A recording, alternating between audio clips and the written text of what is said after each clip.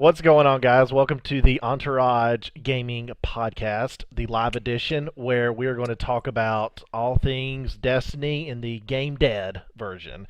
Tonight I'm joined to my left by Lieutenant Norm. On my right, I've got Mephisto. Directly below me is our special guest, Mr. Gandork himself. Down in that bottom left-hand corner over there in Whoville is Lanza, and then in the bottom right-hand corner over here is Mr. Millmaster himself, Vance. What's going on, everybody? Thanks for joining us tonight. Not much. Awesome. All right. Well, that was some great I- intros there. Appreciate But I that. mean, I was gonna say I'm still just jealous because unlike you, I ran out of my beard. Well, your beer is halfway showing because of your green screen. Yeah, well, whatever. Green screen is green screen your beer It right says out. quarantine survival beer. It's very important. Fair enough. It's Fair enough. invisible beer. Got it. All right. Well, first of all, let's just go ahead and hop into this. So, we've been Dan and Lance have been hosting the TTS Entourage Gaming tournaments for the past 10 weeks, going on 11 this week. So why don't you guys talk a little bit about the tournament and let us know what's been going on with it? Lanza, you want to start or you want me to start? No, I'll start. Who goes first? You go first? I go first. We'll let Lance have like the we floor. planned this entirely. 45 seconds. Yeah, that's right. So, our local, our local night here in Alabama, where me and Matt, and obviously we had the Corona stuff and all that going on, and shut down a lot of our playtime. But guess I got with Dan, or I posted in the crew chat that I thought that we should just start running a casual event once a week. I was thinking it would just be like mainly the crew, but that first week we got 8 people in, and it doubled the next week to 16. And I think it went to 24, and then it just kept climbing. We've been hovering around 30 the last 3 or 4 weeks, so it's grown. It's pretty cool. I handle the treasury. 100% of everything goes back out to all the participants, so we're not keeping any dime at all. It's 100% a community event. Mephisto runs the matchups on the what is that site? The TTO. Tabletop LTO. Yeah, Try again, Norm. So he but runs good try. Okay. he runs the pairings, everything, and it has really been a cool night. I mean, I think I can speak for pretty much everybody that's been playing that. We look forward to that night every Thursday because we get to chill out, we get in the lobby, get to talk to our friends, and play some good competitive Destiny. So it's been a good thing. I'm glad that we started up, and I'm glad Dan has helped, and I'm glad Nick has really promoted it well too, and in the other discords, and we've got a good little following. And I think one of the coolest things for me, because I play so much TTS, is that a lot of these guys that I had played with before that were kind of almost randos to me, I've ended up becoming friends with them over the last 10 weeks. Right, they And signed now up I for know the these tournament guys. because they knew Lanza was easy picking, so they Right. Yeah, I mean, basically what Lanza said, right? Like, I too lost my local night because of Corona, and quite frankly, like, I was hardcore. I'm going to keep the game going locally and whatever, at least until Worlds. I was committed to it. Obviously, World situations kind of put a damper on that. So this has been a really good outlet, not only for me to continue to enjoy Destiny and to have that opportunity to play and play competitively, or at least semi-competitively, but also so that I think we get a chance to all keep Destiny in our minds as Worlds is postponed. We hope, and as unfortunately, there's not new official sets coming from FFG other than potentially Wild Horizons. So I'm really glad that we put it together, and I've had a ton of fun every week. Definitely. Yeah, you guys have done a really good job of organizing this. Like Lanza was saying, the numbers have grown exponentially over the past couple of weeks, and that's no easy task in a game that most people have thrown off in the shelf and or thrown away or moved on to something else like Runeterra, Dan. So Well, and something else that I think is worth mentioning, and we'll segue into it a little later when we talk to Nick about the Artificery League and stuff too. But for me, I love the competitive nature of the Artificery League, and I think we get some of our best TTS players like going into that. But for me, offering what's kind of an alternative format as far as scheduling goes, or how it's run, or how it is available to you on a weekly basis, rather than kind of schedule your months or matches in a month or whatever. I think it's good for the community if we have multiple options. Definitely. Absolutely. And what's actually kind of been cool with it too is the meta has not been. Yeah, I was thinking that we would probably get a good meta reading out of it, and we have a little bit, but for the most part, you don't see a whole lot of people running the droids every week or Trandos. You get a good, there's always that one guy like Norm, Norm. but Norm, One week. 1 week, 1 week. You just happened to win that week. yeah, you it know? just happened to win though. But you know what I mean. I mean, it's been a good casual event where we've been able to test a lot of different decks, and we probably would not all be this familiar with the covert mission set if it hadn't been for these Thursday night events. Yeah, that's Just true. being able to build, Very take all those cards in that set and kind of just test them out, see how they work and things like that. It's been cool. Yeah, because I was looking over the list of the 10 winners, and we've really only had two. The last 2 weeks have been the only weeks where we've had a repeat winner. Every other week has had some different version of a winning deck, and we'll get into each week here in a second. But Yeah. I do think that goes to the. I think that makes it where these TTS tournaments are not as competitive as a nationals or a worlds, and I know a lot of people worry about that when they come into this league. It's $5 buy-in. We're not taking this seriously. We don't get to take home a national championship trophy or anything like that when you win. You get a couple of bucks here, and you get to go on your way, and you get some recognition for the next week. But it's fun. So if you have a deck that maybe you want to try out, especially now with the Holocron, we'll talk with Gandork about here soon. There's going to be a shift coming up soon, so good chance to get in there and really try something different and have fun with it. So let's just dive in. Go ahead. Sorry, Matt, really quick before we move on. So for anyone who hasn't played in our tournament or doesn't really know like how to get involved or whatever, you need to join the Entourage Games Discord. We can put a link out in Twitch chat. I'll do that right now. Maybe Matt can handle copy and paste into YouTube once I do that. Yep. And basically we run it at 8:30. I'm sorry, at 8 o'clock, right? 8 o'clock EST on Thursday nights every night or every week. And it's a $5 buy-in. Like Matt said, you'll find all the info on our Discord, and literally 100% of our registration fees go to prizing. We typically do prizes to the top 6 players, allowing 5th and 6th to basically break even. And if you're 4th or better, you make a profit. So, whether you're just in for some fun and for some games, or if you want to try to grind and win a couple of bucks, it's a good opportunity. Please use friends or family.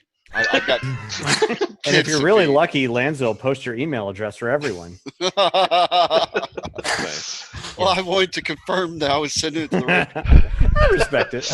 Yeah, Lanza hasn't mastered DMs, but we're working on it. Slowly but surely. Lanza. Yes. We're Alright, pleasantly surprised he used a camera tonight, to be honest. So. All right. Well, let's look at the decks. I want to talk about the decks. All right. Well, let's. Why don't Vance? You're sitting there in the southeast corner of this quadrant, quiet. So let's talk about your decks that you won week 1 of the TTS tournament with. You never got back to us. So you won with Kragan and something dark side. He did. He posted it up there. Hey, I just want to, since this is mostly like a Southeastern Conference stream, right? I do want to protest that the guy from Missouri gets to be in the southeast corner. That team sucks. We adopted them late. but I meant the teams. Hey man, with Corona, the Blues have the cup for the longest. Oh my God. 1 year. Oh, that's snappy. Just to throw it out there. We should point out there as well I'll just that, throw out there that that, St. Louis is also in the believe in hockey. the northwest corner. So Mm-hmm. So what's that mean? It doesn't. That means mean Norm's from anything. St. Louis too. Hey Matt, did you find his list to post up for everybody? No. He put it in there somewhere. Yeah, Yeah, it's scrolled a little bit. Okay. 12:47 by the time I posted it. All right. Go ahead and talk about your list. Let everybody sort of figure out why. and how in Kragan order you won. Watto, Separatist Conspiracy is the lineup. I got this list kind of from Agent of Zion, mostly. The idea of it from him, at least. He And, got it from me. Just go on. Oh, okay. So came from Nick. But it's a lot of fun. Makes a ton of money, and runs cards like Reversal, and just to spend all that money to crush opponents, and then Pulse Cannon, Entourage, that whole package, and it's a lot of fun. And Kragan's pretty good if your opponents don't know how to play around him. If they do know how to play around him, then he's still not bad, still good. But you got the Truce play, and if they do, spend their money. So it's a lot of fun. It's a good deck. Nothing amazing, but it's fun. All right, well, let's take a look at this real fast. So you ran 2 pulse cannons, Entourage, obviously, your Fickles, Hireds, Merchants. You ran all the good scoundrel stuff. What in this deck did you think was, I guess, your MVP cards, and was there anything you would like to change about it if you were playing this deck this week? Well, I think this is the changed version, so Okay. I don't know exactly. But reversal was really good. That was really good because I had a lot of money toward the end of the game that I just didn't have to spend on supports and wanted to get extra hit. Active cruelty is really good, plus all the supports, obviously. Pulse cannon. I'm not sure if pulse cannon was in the original deck. I think it was, but It was. I put that on Watto to make them go for Watto if they decide to go for Kragan, make him a target because I prefer Kragan to live longer. And sometimes they do go for Watto. I'm like, all right, cool. And so, yeah, pulse cannon was pretty awesome. Any interesting matchups that week? Sorry. No, you're fine. That I don't know, man. That was a while ago. It was 10 weeks ago. I think I might have played Vance either in the finals or round 3. Or semis, yeah. Yeah, with my Kragan deck, right? Wasn't I on Kragan that week? You were Kragan IDT. That as early as that week? Yes. Okay. Well, and I know he beat me. No, I don't think I was, but either way, I know Vance beat me, but I can't even remember what I played. But like, he could get so much value out on the table with that character pairing. Yeah, he made a lot of money. Yeah. Forced me into tough decisions with Separatist Conspiracy. So it was yeah, good. that's a lot of fun. It's a good card. Yeah. It's also good for delaying a little bit because you're trying to not activate Kragan until you're gonna get value out of him. So it's another thing you can do. I'll tell you this. Ever since he ran that deck, I had I was running something similar to what Dan was running with Kragan and IDT, but when I saw Vance's deck, I fell in love with it. And if you've played me on TTS anytime, I've probably put this on the table because it's such a fun deck to just spam your board with a massive amount of supports. It makes so much money. That special and Entourage gets lethal. Literally, pulse cannon. I know that you ran that back then with because I remember you putting it on Watto. The raiding parties with the merchant freighter is kind of cool, and I haven't been running reversal, but I can't remember what else I have in mind, but it is a super fun deck, and it is still relevant 10 weeks later. And it will continue to be. Yes. I mean, consider what you said there regarding the spamming supports and Yes. considering what we will eventually see with Holocron updates. I think this is going to hold some water. No, it loses nothing. Because you got to. I think he was running refinery with it, but yeah, it was. You would have to lose refinery for desperate measure or desperate measures. But I think that going into the new Holocron that Nick put together, you can't, if you're running villains, you have to have desperate measures. Hey, Lane, Honestly, I was on Phasma Boba that week. Okay. Oh, wow. Honestly, with that deck, you could also run Mean Streets, maybe. Although that deck does have a lot of support, so maybe not. You probably wouldn't actually. Yeah, it's claim. too slow for. Yeah. It's too slow I'd be for very Mean Streets. concerned when I mean streets on on that. Maybe one, Salt though. Flats. Salt flats. Current Kragan's deck. I would believe that. Yeah, that seems reasonable. Let me At least see get which around one I'm running. No, it's super fun deck. Yeah, it's really cool. Yeah, it's a lot of fun to play. I mean, if anybody that wants reps with support decks and kind of working on the sequencing and tempo with those type decks, you should definitely take Vance's deck and play around with it because it's really cool. And that's what I like about certain decks, how certain decks help newer players with certain mechanics better than others. This deck is cool. It teaches you proper, tutoring with the Entourage. It teaches you money management with the pulse cannon. It teaches you tempo by getting a ton of supports on the table. I'm a big fan of it. I'm running Watto Shop. I was thinking something that wouldn't necessarily hurt me too bad if they took my battlefield. I'm fine with shields. And also I figured, you may sneak $1 late in a game after you've exhausted a merchant freighter, because if you get a party out, you're going to pull a lot of the money off the freighter a lot quicker. So Watto Shop could give you an extra $1. You could chunk it later. So anybody else want to talk about this deck at all, or? No, I think we can move on to the most fun deck of all, which was week 2. I say that sarcastically. Week 2 was won by Trandoshan Imperial Death Trooper. The deck Oh, is that a deck? That is indeed a deck, yes. What does it do? Who knew that? Let me explain what this Trandoshan Hunter does for. No, I'm just kidding. Yeah. Yeah. I mean, So it is that what was it is. who ran that B? B Mini 18. Mini. Yeah. Yeah, I Ran think that that's for a the couple weeks. yeah, and then he disappeared on us. Well, probably because he got so much hate for running Trendos, which whatever. I don't think he deserved it, but I didn't hate him for it. But No, I mean, I think, Shame. No, I think part of playing any competitive card game, right, especially in a tournament, even if it's a weekly casual type thing, is you got to be able to adapt to the meta, and whether that's the quote unquote local meta or the top meta or whatever it may be, you just got to be ready for it, right? So That's right. You also have to be okay if you're playing jank and you lose. Yep, Mhm. exactly. Like be happy with what you bring, know what you want to accomplish with it or not accomplish with it, and make do. So, but yeah, I think. Do we have the actual list from that? Yes, trend? yeah. That one you definitely should have. Yeah, I have that list right here. I will, Can we put it up on the Yeah, we're gonna screen? Okay. His was a little bit different than say. I don't think Vika runs upgrades in his. Does he run A300s, Nick? No. No. So this one, Not he's an upgrade. yeah. we He's don't have it on screen yet. I don't think. okay. We're working on it. I think if I could just runs a lot of removal, right? Yeah, the only dice cards he runs are the Fickle and Conscript squads. His 6 downgrades, and There then we go. Just cover up me. Oh no, I'm not covered. Great. So he is running. It's the typical 5-die villain. This deck is running the upgrades where Vika runs the conscripts and the fickles, which for the money, those cards are way better, I believe, than the upgrades. Downgrades 5 or 6. I think most people run 6. There's from some number I saw a while back, there's like a 6% better chance of having a bounty round 1 if you have 6 instead of 5. And then just the standard event suite with the sinister pieces, the doubts, lots of removal. It has sudden impacts, which a lot of people don't run, which kind of gives them a AOE option, I guess, against other wide lists. Which probably would have been, I guess, useful in the mirror too if he was expecting that or expecting droids, which are 3 wide lists and are arguably top of the meta. But and he's got attack masked, and there are 2 of those also. So he's not running probe, which is real weird. Yeah.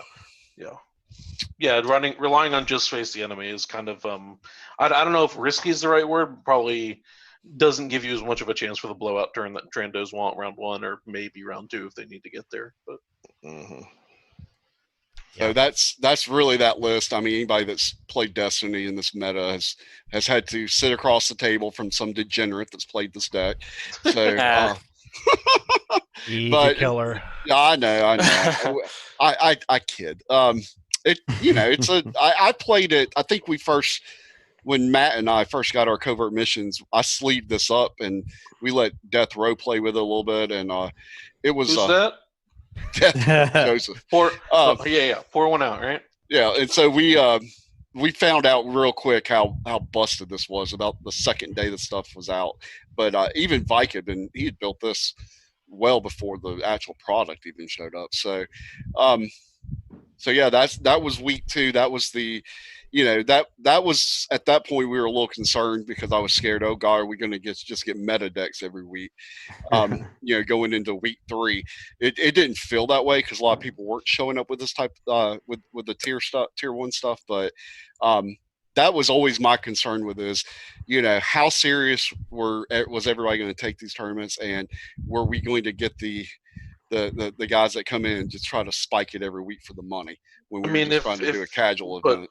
I mean, I don't know if, and I know I had a discussion in crew chat earlier today about it being casual, and from my hyper-competitive mindset, this is casual, but it's also, I'd call it quasi-casual, quasi-competitive, and different people approach it differently, and we are 100%. Playing for at least some stakes. So, if people want to play meta decks, good for them. Like, I'd rather, quite honestly, even if I'm playing something tier 2 or off meta, like, I'd rather play into the best decks and just learn how to to adjust, right? So Yeah, and that's a good segue Well- because you won the next week, you little shit. I did. I don't remember what I played week 2. I think I might have actually still been on that Boba Phasma aggro list. And then I decided, well, the problem with Boba Phasma, and I'm talking Phasma 2, new Boba, I ran it with Armored Reinforcement to pull either Slave 1, the new Slave 1, or Merchant Freighter. But I decided that deck was kind of a suboptimal version of Nick's Fenrau Luke deck. Like it wanted to do a lot of the same things like aggro and aggro and aggro, but it didn't do it with as much survivability because it was villain instead of hero. So I decided to shift gears, and turns out Kragan's a really well budgeted character.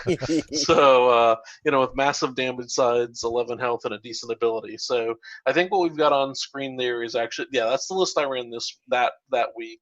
I've changed it quite a bit, but what I like about Kragan in particular, and that should be an elite Death Trooper. It's of course an issue with database where it can't show elite non-uniques.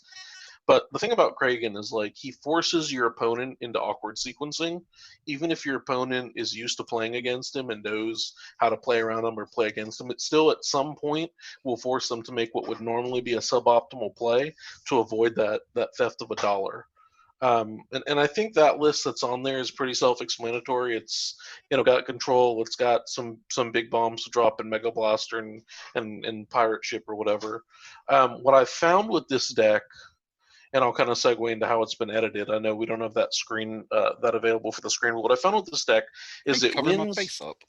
Good. Good. Is that it wins when You're welcome. when it Peter. gets something big early. So I've added in the second Slave 1, which is just a nice additional control tool with the reroll on Kragan or Slave 1's die for removal, and I've added a Duchess. And basically the game plan,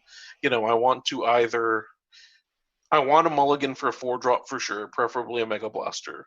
If I have the Mega Blaster, I'm now on Theed with the newer version, and I can make sure basically I get to the 4 resources between either ARing out a Freighter and Theed or stealing with Kragan or whatever. And otherwise, you just pull a Pirate Ship out and get going. So it's got a lot of front-loaded ability to get something big out and just start rolling your opponent off the table. Cool.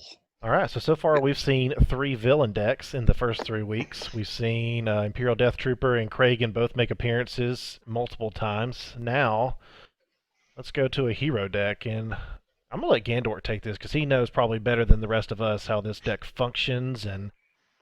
But it's Yeah. Luke Fenrau and Armored Reinforcement. Beacon Fire took this week 4. Yeah, so Beacon Fire hit me up, and this is basically a 30 for 30 copy of the deck that I won. Was it February or March Artificery League? I don't March. know. March, yeah. Or So I maybe won in March. April. I don't remember. No, it wasn't April. April they just got done doing a little bit ago. I just did, but anyway, yeah, this is my exact 30 for 30 list.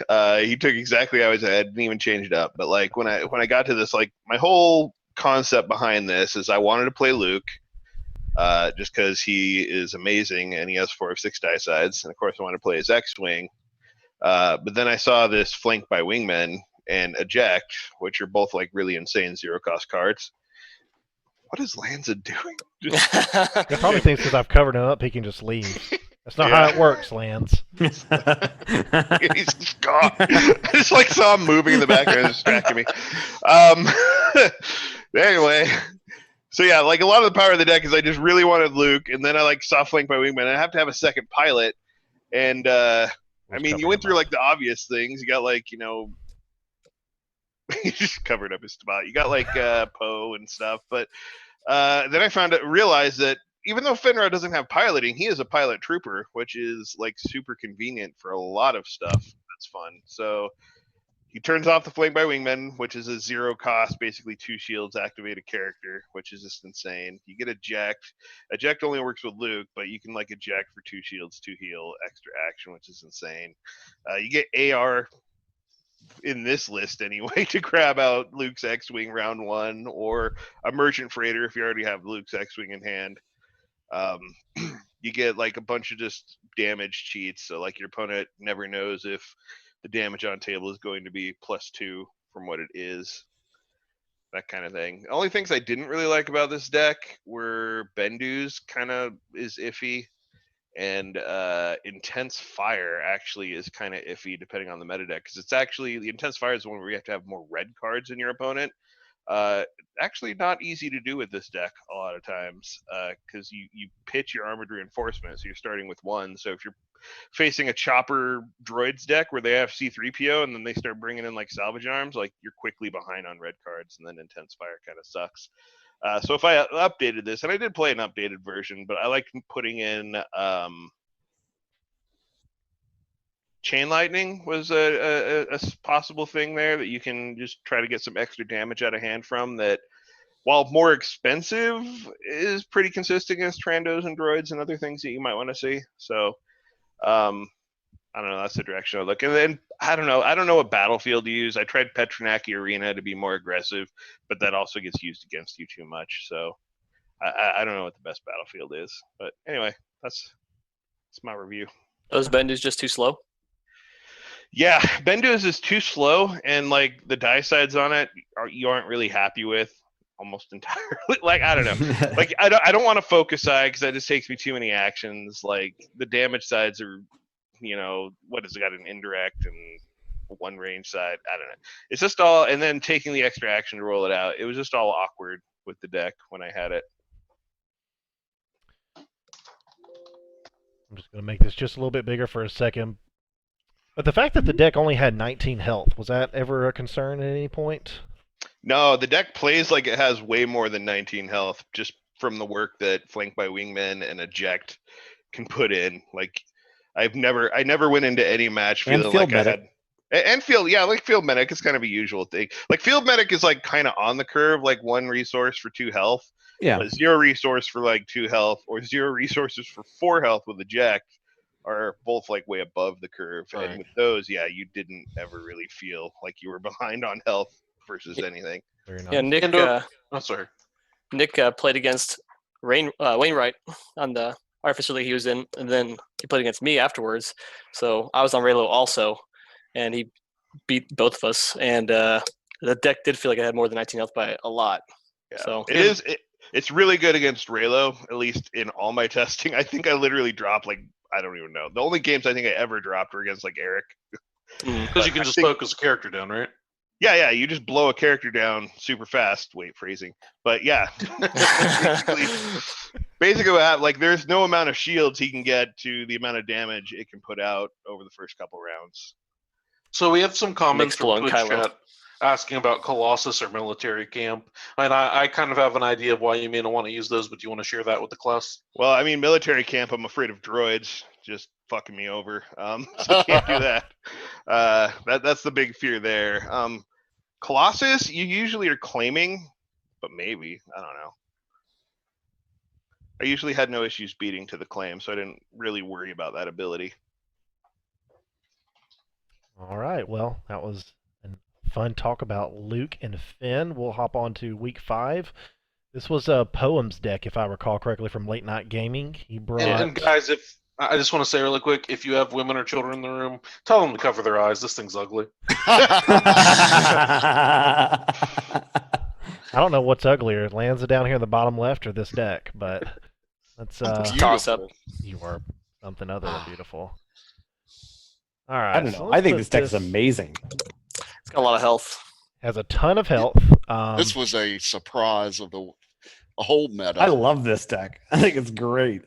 This deck is something else. So you're running 3 Marauders, Jawa, and no Allegiance. So you're automatically starting with bonus 4 health, 1 on each character due to no Allegiance. Norman loves it because down here in the support area, let's just make this bigger for a second. Number 3 right here on the supports is 2X Cloud Card. That is Norman's favorite card in this Yes. in this set. Why don't you tell us a little bit about what Cloud Card does and why you call it the Clown Car? Oh, it's just my affectionate name for it. But the Cloud Car is, if you recall, is the vehicle from Cloud City in Empire Strikes Back that escorts the Falcon to the platform where it lands. And it's a very unusual little vehicle because it has a reasonable die overall, but in particular, what's weird about it is its actionability, and its actionability is to play it from your hand for free, And that sounds like, well, wow, that's amazing. This thing normally costs 3 and has a pretty good die. So why would I like that? Why would they possibly give you text like that? Well, the last part of the text says, if this is still on the table in the upkeep phase, you're going to give it to your opponent for their next turn. And so then they get the cloud car for the remainder of the game. Forever. So it's like coming out like a fickle, except when they get it, you don't get to buy it back. So this is a hilarious little card because you can envision a few different uses of this, and one of them, which I love to do, is to pitch it to Abandoned Refinery. So I play it, use the die, and then use it to gain a resource essentially, and by playing something else. And that's just I really love that play, and I think it's hilarious with Abandoned Refinery. But the way he does it in this deck, which I think is great, is that he's essentially doing the same thing but with Jawa Scavenger. So the Jawa Scavenger, like, nobody remembers that this is what the Jawa Scavenger does, but when you activate it, you can discard a support or an upgrade from play and gain a resource. So suddenly that cloud car has another usage there. So I thought this was just genius usage of the card, and what a cool way to play with a bunch of weird marauders and get a ton of freaking health and just what is it, 37 health, right? Yeah, 37 it's starting absolutely health. absurd. So 37 starting it's health. almost god awful double- to play against. almost double the Fen Jeez. Luke deck. Come on, you can't deny it. It's pretty cool. It's pretty cool. Well, speaking about the cloud card, Turkey Club in the chat was talking about how the die is practically immune to hidden motive, which if you look at half of these, except for probably the Marauders, a lot of those die are, Well, unless your name is Taxter, well, but that's a Taxter's whole nother Taxter. story. So Love you, Nick. is being immune to hidden motive a good thing though? Because that means it's inconsistent, right? Like, yeah. Well, but if you dogs- like all the die sides, then it's do great. you care? I mean, it's free, so you're getting a bonus off of any side practically. I mean, have you seen this die? It's pretty good, man. I mean, it's pretty great. This was a great build that he put together. I mean, it just had a hodgepodge of different supports. I mean, he's got the 000 and BT1 as 2 of his villain cards, with Desperate Measures being the third. His 3 hero cards, he was able to bring Mr. Bones, which is super cool. And then 2 easy pickings. So he, and that was one thing that really caught me off guard, because usually I only have played the Marauders in like a hero or a villain deck, and to have it, you forget that you can bring a hero and a villain card to the table with the Marauder. So it goes a different level in the deck building when they're all neutral. So Poem puts together some phenomenal decks. He's a lot of fun to play against, because he gets a lot of different type of builds that you just don't see every day. Yep. So this one was your week 5 winner. Congratulations for 37 health, which nobody could chew through. That's right. All right, so Vaughn. I think that was probably the week I was on Ewoks too, which was awful. Jesus. So Poem says in the chat, by the way, that he would add Emulate to the deck, which I think is, again, it's a great addition if you can manage to figure out what to take out for it. I mean, I think it's a great deck cool. as it is, man. Yeah, definitely. Yeah, it's a cool idea. That certainly would be card 31, no matter what. It's good stuff, man. All right, week 6. Vaunce, this is all you, my friend. This is actually mostly Beacon Fire's deck. He took this deck to Worlds, the High Bounty Forlom. He took this to Worlds, went top 32 with it. And so I know all of, or most of our guys were on low bounty Forlom at Worlds. So I was trying to talk to him, see what the differences were, and see if it was still relevant, because, he was saying that, the only thing he really had trouble with at Worlds was, what's it called? Droids with Fateful, but he did okay against the 5-die droids. So I was going to give it a shot, but it runs pretty similar to, I guess, would like just drop a big support as soon as you can. You don't have to delve obviously anymore, but you can ramp pretty hard off killing a guy, especially with a bunch of low health characters running around like Trandos and droids, and then it runs like Focus Fire to help ramp, and then no good to be dead. And it's still really good. And I almost played it the following week, but I just wanted to play something different. I think the following week I played Mill. which Yeah, platform loves Mill. He loves playing against Mill. I think the focus fires are really good to include there, right? Because a lot of times, what the biggest struggle with the high bounty version, so to speak, is that until it can get a kill, it just kind of putters around, and that really kind of jump starts it. Yeah. Well, this one also runs a few 3-cost supports, at least one Dukas Sorla Sailor, and maybe that's it. Yeah, but the idea is to get something down round 1 almost no matter what. If you can play like a 0-cost downgrade and then get $1 to play Dukas Sorla Sailor, or just try to get money and buy No Good to Be Dead or something like that after you hit a guy. So, but yeah. I think I beat you this week, but you still won. I don't know. Sounds like Vance was, I don't know, adjusting the strength of schedule or something. Yeah. But whoa, hold on there. I know. I thought I went undefeated this week, but who knows? I don't know. Maybe it was. I thought it was you that was playing. I know. I think it was when I was playing my Luke Fenn. I beat. Maybe it was someone else I beat that was on. Was it deck. me on the Django version? Because that's no, actually what it was definitely the Forlom one or Forlom Grievous, and it was a 'Cause one slog, thing- but I got there. One thing, if we're just talking general meta ideas, and it's going to kind of get killed by the Artificery Holocron update that makes me make tough choices with Abandoned Refinery. But I really like a version of this deck without the bounties, but running Django, Abandoned Refinery, and just playing those 0-cost equipment cards to get a money on Django, then eat it with the Abandoned Refinery to play something bigger and draw a card. You could play Cloud Cars in that.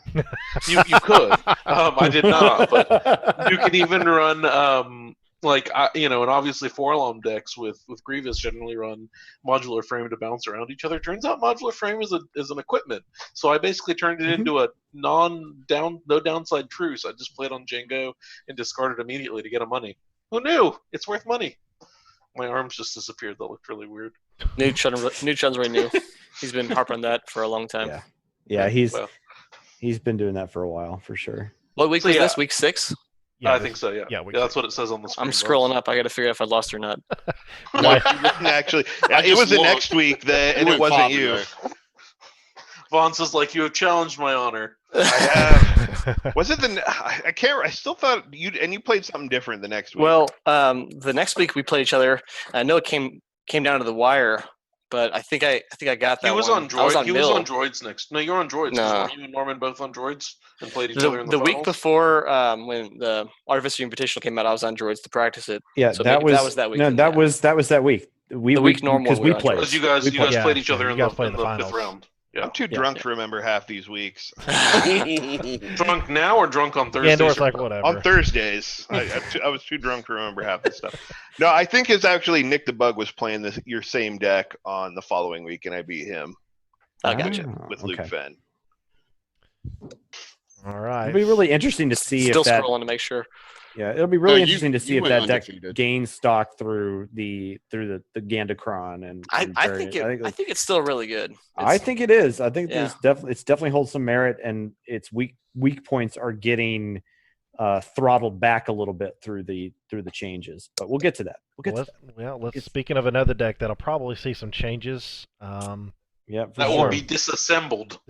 Completely disassembled.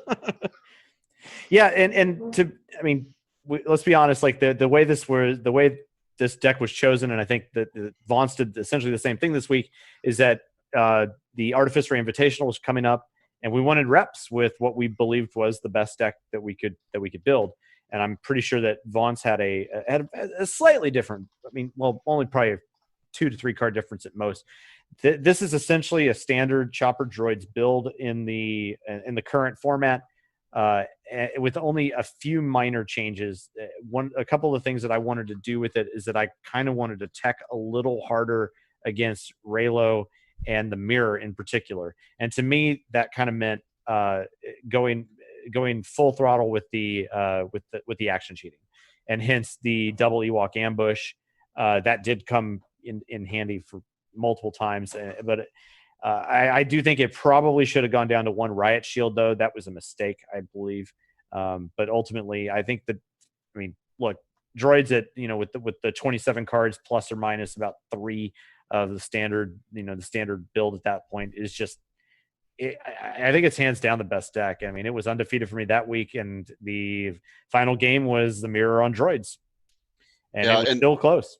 The this deck is very similar to Joe's deck, Hyperloop deck, because not the one he's running now, but the one he ran during this part of the meta. I know that there was that Saturday tournament or something I think that we did, and he ran heavy on the action sheets. He had both the instigates and the Ewok ambushes. Yeah, electro sword in there for unblockable damage.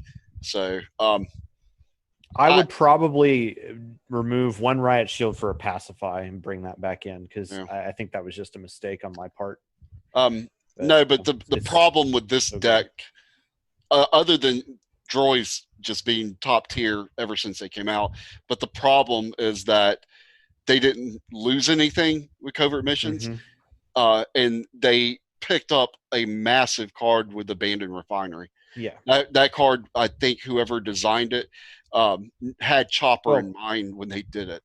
Very possibly, but it also it gains a few things. I mean, for one thing, Abandoned Refinery is just absolutely absurd. Right. But Anakin Saber, is also absolutely bonkers. Yes, that card is so good in this deck. It allows you to do so many extra things that it's really stupid. Yep. And then Loth Cat and Mouse is a nice addition as well. Really, I mean, it's a great way of dumping that last die that you don't really care about to get something off the table. So, yeah, the issue though is with between that and Flee the Scene Link, you can make sequencing awkward between those two cards, but I think they're both either powerful enough or efficient enough that it's worth it. Yeah, they bail you out of situations. Flee the Scene especially just bails you out. But that's what I found, at least. But I still lost to Wainwright's Raylo in Artificery Invitational. So, congrats to him. Awesome guy, of course.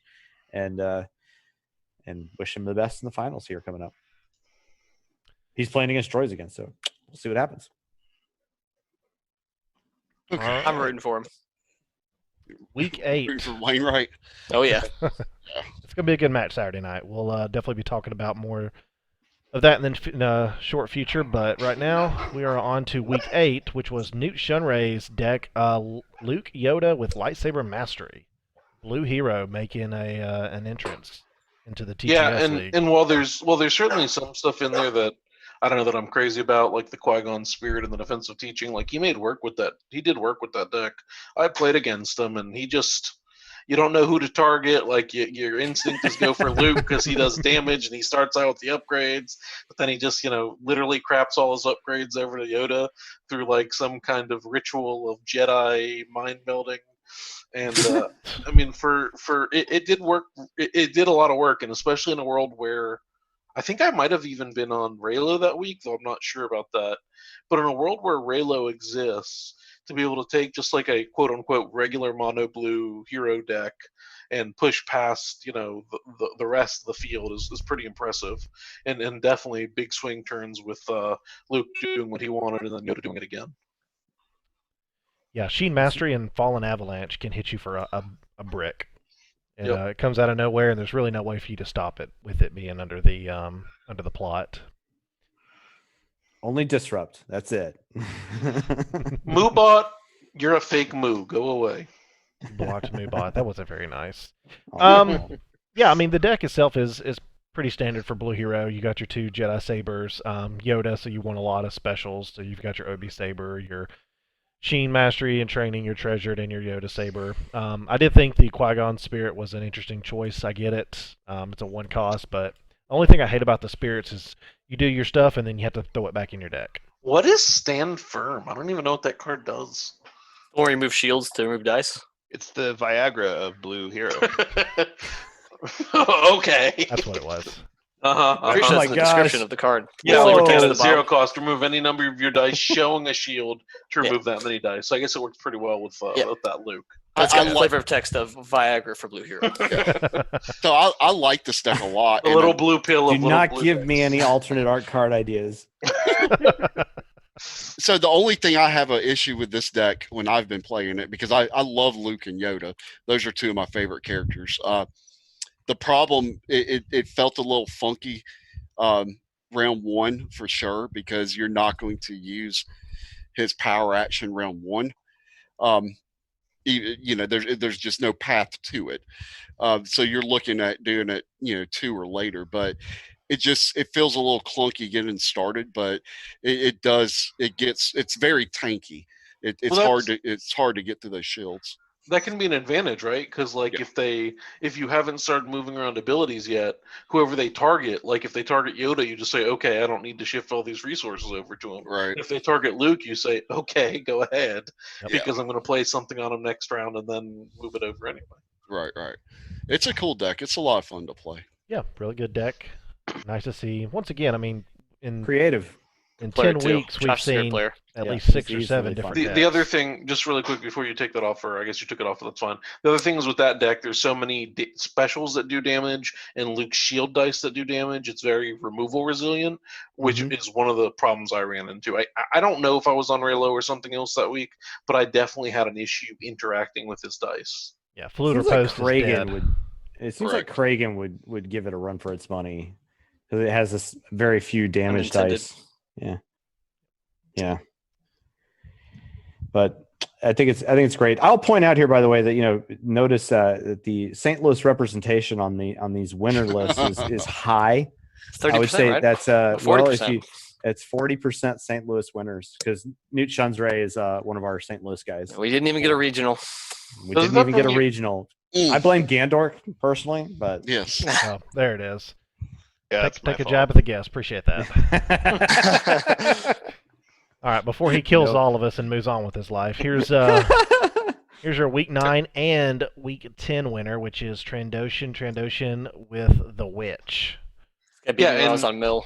And this Oh, and this almighty. was run by, I'm not sure if it's pronounced Hippo or Hypo. He's actually a Polish player that stays up late or wakes up early. I'm not sure to play with us, Probably which never is goes really to sleep anyway. appreciated. Which is Hypo doesn't sleep. Yeah. Oh, well, either way, or Polish people don't sleep. I think that's a generalization. Gandork got in trouble for that, so let's keep it on the down No, low he about just Europe. threw the entire continent under the It's bus. true. But anyway, back on topic. He didn't I get will it. say It wasn't specifically Poland. It was Europe. Yeah. we've had a few people play with us All of over it. from Europe or from other countries and stuff, and I think it's really cool. We've got an international flavor to these tournaments going. That said, so yeah, I've talked to Hypo a bit about this deck. He was kind enough to share the list after he won with it. The first week that he won with it, and also kind of talked to us in Discord about it. And basically what he did was he said, well, the number one target, or the top dog, public enemy number one, are either droids or Trandos, right? So he built a deck that he thought was still effective as Trandos into anything, or almost as effective as the traditional red build, but that plays really well in the mirror into red, So like if we can zoom in, I don't know if it's visible to anyone right now. He Yeah. runs kind of a unique package in this. Like he runs Possessed, which is really big anti-Trendo tech that's enabled by, or really anti a lot of things. That tech. card can suck it. But a card that basically lets them Card. say, okay, instead of us each having 4 Trendo dice, I'm going to have 5 and you're going to have 3. And Hate that's that obviously a freaking distinct advantage. He also gets to take advantage what he loses and face the enemy and probe, which are of course really important for clearing the way. He gains in efficient removal and hidden motive and Forsaken. And then he's got a Vader's Fist in there, which when I played him, I didn't see him drop it on the table. He didn't need to beat me. But my understanding is that he's actually gotten it out a couple of times. And it's just a card that, if he loses a Trando or whatever, still allows him to put out massive damage into round 3 or 2 or whenever it is his Trando goes down. So it's definitely an interesting deck. He has a short little write-up you can see there if you want to check it out on DB. But I like what he did with it. He also has, speaking of anti-Trando tech, he runs Improvised Defense in there, a card I've been high on in the Droid and Trando meta. So yeah, it's a cool look. And since he doesn't really care about Luce's dice that much, like as opposed to say an IDT die, he even gets to use Respite for Resource Gem. So, side note on this deck, there was a discussion on Facebook post a while back, not a while back, just a couple of weeks ago, about the Trandos and how oppressive they are and how they were busted and needed to be fixed and all that good stuff.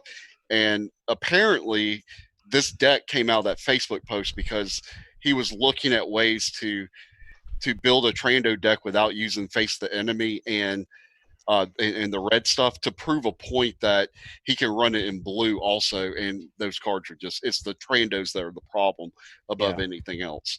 And then he was kind enough to run it 2 weeks in a row. Well, and really quick before we move on from the Trandos and this particular deck, I do want to give a shout out for Hypo 2. He's organizing an event this coming Saturday, May 30th. Yep. It's a Polish tournament on TTS, but it's going to line up pretty nicely on a Saturday afternoon with American times. I think it's like 2:30 EST, and then you can do the conversion from there. He's got a post up in the Global Destiny group on Facebook, the Star Wars Destiny main group. So if you want to play some Destiny on a Saturday, check it out. The entry fee winds up being less than $5, I think, once you convert it to US dollars. I believe he's doing 100% of the money as prize support like we do. So I definitely, if you want to roll some dice this Saturday, check it out for sure. He's been a contributor to our tournaments, and I'd love to see some of us support him as well. Yeah, they're really cool guys. It's not their fault. They're running trash. So those have been the winning decks for the first 10 weeks. One deck that I really wanted to bring up, I thought was pretty spicy. It finished second 1 week. Was Rebel Traders Afra, Force Sensitive with Krennic with the rule of 2. We'll put that up on the screen here Pretty now. cool. Yeah, the ability to simply just use rule of 2 to do the one indirect and get the trigger going on the Force Sensitive Outcast to play an ability for one less was really, really cool. You obviously don't get the draw from Afra because it's before that point in the game. But when you look at it, he's running the big upgrades. He's running the Death Fields, the Sheen Masteries. He's running Ceresu Training instead of Ceresu Mastery, so he doesn't have to worry about conflicting forms, anything like that. And then it's your standard Afra package. So Krennic's going to make you money. His ability to turn to a value of 1. Force Sensitive's just sort of there. If you get the abilities, great. If you don't, it's 9 health. And then Afra does what she does. Yeah, and so obviously looking at it, one of the disadvantages is only 3 dice, but we've seen 3 dice variants of Afra before. What I like about it, I tried playing a little Afra in covert missions. What I found with her, with whatever version I was trying, was that it's just too easy in today's, I don't know if power creep is the right word, but today's more powerful world than when Afra was released, is that Afra decks need Afra for their engine, and she's at 10 health, she's relatively fragile and easy to nuke down, certainly by something like Trandos or Droids or whatever. What's interesting about this is, like, you have to think about, well, if I kill Afra, that's fine, but if a Force Sensitive is sitting there with the Death Field, do I really want to focus Afra? Or, whatever it may be. Or if Afra does die and you lose most of your engine and then the Force Sensitive pops out with a Shen Master or a Death Field, it's just an alternate win condition. So it's definitely interesting. It's a cool deck. I've got one that I've been playing around with that runs 2 of the Outcasts and then Elite Watto to make money. What I found out with that deck is that sometimes it makes more money than you can actually spend later in the game. And then the Outcast are your only really characters that are running that you're getting damage output out of, and they go down pretty quick. You throw a reversal in to spend that money later in the game? That's an option. But I think I deleted the deck. I think the biggest issue with this deck is if someone knows what you're doing, they just blow up your Outcast and you have 5 dead cards in your hand in your deck. Though I will say the Ceresu Training at least is a nice touch, not only to keep her alive, but to generally tank through your own self-inflicted wounds. Yeah, she's got 8 health for that extra damage. But I think I agree. Maybe I'd move out the 2 Shen Masteries so you're not as all in or as in on the Force Sensitive Outcast, and find some kind of other support type threats, like I don't know if it's a Hailfire or something else, but just something that doesn't make you lose 5 cards if the Outcast goes down. I think throw the fist in for fun. Yeah, so being the fist probably makes sense. Like I said, I'd probably go down to just like 2 Death Fields and no Sheens. Well, he's no just on 1 Ceresus. Death Field, right? You'd add in a Death Field, you're saying? Yeah, because that's what I want to get out anyway. But then I'm not dedicating so much to this Outcast that it's going to hurt me if they die. Yeah. So. And this deck lost to Josh's Luke Yoda. Yes. That makes finals. sense, though, right? Because they can just shield through Yeah, a just lot shield of the through it and then push through. Yep. All right, so those are the 10 winning decks and 1 extra deck on top. So, question I have for the group: knowing what we know with the meta according to these TTS tournaments and the Artificery League and the Artificery Invitational, if Worlds happened May 30th, what's going to win and why? Joe. I'm sorry, what? Hyperloops can't win Worlds. We know this. Oh, yeah. I think there's a very strong chance that droids would repeat. Yeah, I think that 100%. is arguably as powerful as it was before some nerfs. Because I will say I think Trandos is favored versus droids, so I think that's the big hang up there. Yeah, maybe that's you can play it terribly and still beat droids. Yeah, exactly. There is a weird rock paper scissors I think at the top of the meta where like Trandos beats droids, and then Raylo beats Trandos, and then droids beats Raylo. Yep. I mean, it's not like 100%, but this is kind of like how those decks are favored. They go kind of around in a circle. If Trandos hits the face the enemy play to where it's able to disrupt the droid ability to kind of get the engine going, and Trandos wins the battlefield, then I think that's a big. Trandos is winning the battlefield. Yeah, Trandos is like 80%. I think I did the math. They're like 80% to win the battlefield. 5 dice. Yes, but Trandos average is like... You think Trandos sides? Yeah, okay. Norm, you're a scientist. Do some math. Yeah, go do the math. There's a dice simulator out there, but it's not 80%. I think Trandos is an average roll off of 6.8, and droids is like 4. Mm-hmm. Or I mean more than 4, but like 4.3. That's a lot. So if we're looking at those 10 weeks, I think the biggest thing we could take out of it is, we didn't see people jamming top meta every week, but we did get a week with a droids winner. We did get a week with the 5 villain Trandos. We got a Kragan won a couple of times. The Luke Finn deck won. Trandos, I guess, were actually in 3 of the 10 winning decks the last 2 weeks, and then that IDT deck. So we've seen a kind of a good variety, but those are obviously, they stick out like a sore thumb. The Artificery Leagues, I know that the finals were on Sunday or this past Saturday for last month, and it was Eric on Raylo, and Chris, I believe Chris is from France, was on Shadowcaster Reset. You come from France? Yes. So Who won that? Shadowcaster Reset by a mile. So that's a bad matchup for Raylo, obviously, with no desperate measures. Taking 18 in a round, taking that 6 3 times feels real bad. It's real painful to watch with pride and joy. But I Shadowcaster is probably, if I was going to rank decks, I think that it's definitely a 1.5 because it does auto win versus Raylo, and then it can have good matchups versus a lot of the other decks. But Desperate Measures just kills it. So that's why it's not tier 1. He got through a good field, and he had a lot of good matchups, and he played the deck like a monster. I mean, that guy could pilot that Shadowcaster deck. So that was, I like Eric a lot, but it was kind of cool to see that Shadowcaster AR deck win last month. And then we're in the finals on Saturday for the Invitational, and it's Eric again with Raylo and then droids. The cool thing with the Invitational is that the top 4 decks were all 4 different decks. We have Palp deck, Palp Watto, Trandos, droids, and Raylo, which... Alanza. Yo. Who was let piloting? our special guest Gandork talk about that since he's running it.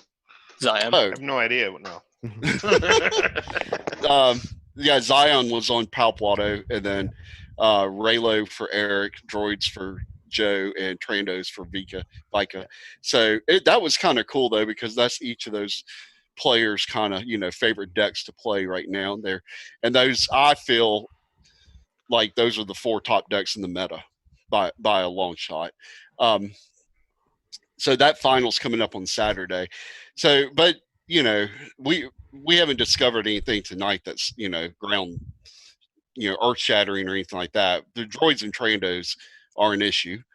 I'm not the one hailing to to nerf stuff immediately, but if there's decks that are causing the meta to become stale, that's really what the issue is. It's not necessarily, punishing a team or a player for coming up with a a good busted deck. It's when the meta gets stale is when I feel like there needs to be changes. So that's what Gandork is here for tonight. He's going to go over his Holocron. The Holocron is going to go into effect for the June League next month. We are going to wait a week and implement it next Thursday, not this Thursday, but next Thursday.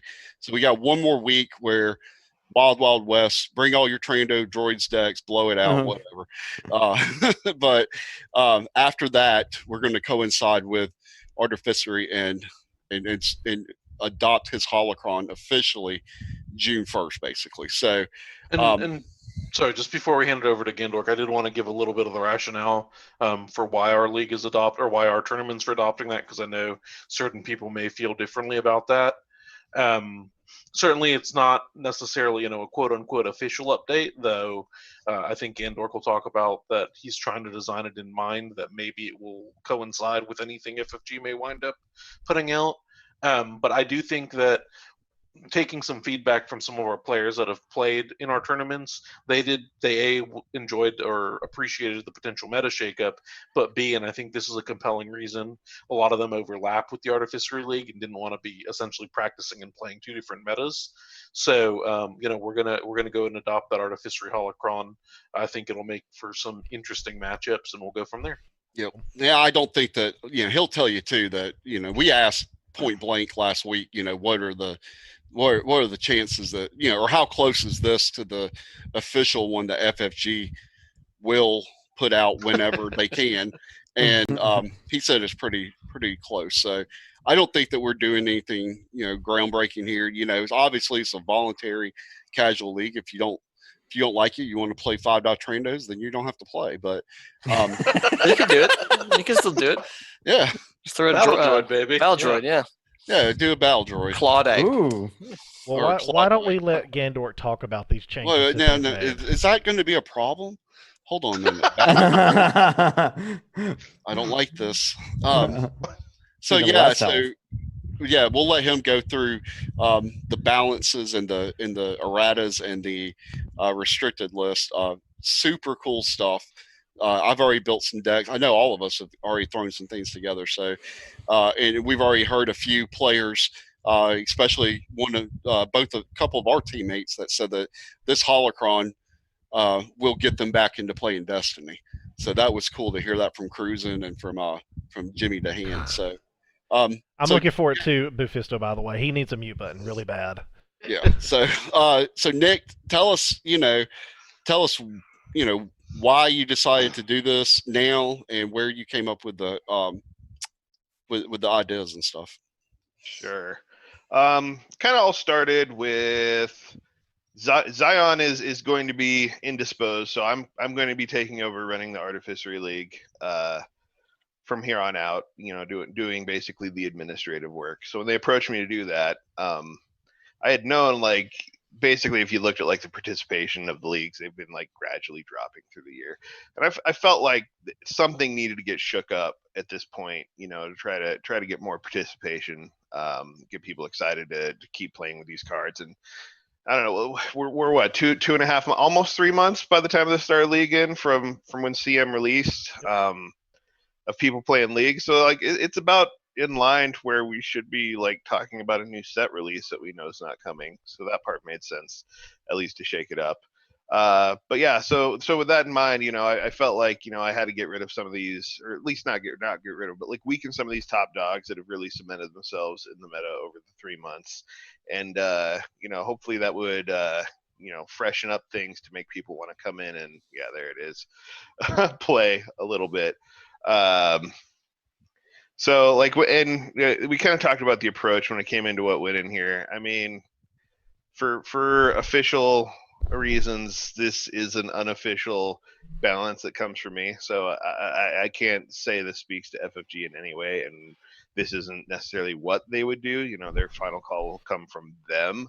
But this is in the spirit of what I think FFG would be looking at for the next Holocron update. And I have a feeling I am not that far off, all things considered, from what would be in there. So, any questions about that, or should I just start going through? I think you just No. go ahead and start through the changes. So I guess just start with the balance of the force, and we Sure. can sort of take each one individually. Some of them we'll talk about more than others, but go for it. Yeah. So I definitely, at least the document itself, you see, I took it out of their format because I want to make sure this doesn't even look like an official document. Don't need any of those kind of issues. So, but yeah, starting with the balance of the force. One thing that definitely needed to pass through that we did on the last RRG update was basically they went through all the legacy block and we had all the negative balance of the forces for that. And those were really well received. And that's what a lot of these in here are. So basically this pass, though, is to do a negative balance of the force for convergence block stuff. So convergence, Spark of Hope, CM set things. And I mean, CM, it's maybe a little early from the point we could use it, but there's some characters in covert missions that definitely needed a little help. So, yeah. So let's just start from the top here. We got Amelin Holdo, everyone's favorite social justice admiral, at 9 and 12 points, just a -1/-1 there. But I feel like she never quite got her due in red vehicle decks. And maybe it's because she was just a hair too expensive to be that like support character. She needs one more health. Yeah, the health issue is Yeah. huge. Yeah, absolutely. There was also at 10-13, granted she's red, but most vehicle decks are rainbow or multicolored, and she was competing with Yoda at the same point cost. Mm-hmm. So like, And 3PO. kind of similar things, right? Yeah. So yeah. And 3PO, who was originally, 8'10". Yeah. Yeah. God. Thanks, Lucas. Yeah. No. That was Lucas. But yeah, so at least at this 9 points for 9 health, plus you get all the abilities she brings to play. If you have some other, good ways to focus dice, you can get a lot of work out of her almost essential 2 resource special on there. So I don't know. It makes things interesting. I don't know if she'll get top tier play, but I think she'll at least warrant some consideration going forward, hopefully. Next on this list is a pretty big one that needed a lot of help, but Anakin Skywalker from Covert Missions. I think it's no secret that everyone knew when he came out that he was overcosted. Yeah, Vaughn's freaking mill. No, play support damage. Not just reading the chat. But anyway, yeah, Anakin getting the big -2/-2, which is in fun discount land. I think at the 17 points, getting a 4-for-1 damage side plus that ability on here, he could be a force in some decks. It'll be interesting to see. Anybody excited to get Anakin? Anakin out here with Yeah. Yoda Elite. It's going to be fun. Yeah, we've Yeah. talked about a few things. Anakin Yoda, Anakin Ahsoka Lightsaber Mastery. Oh, yeah.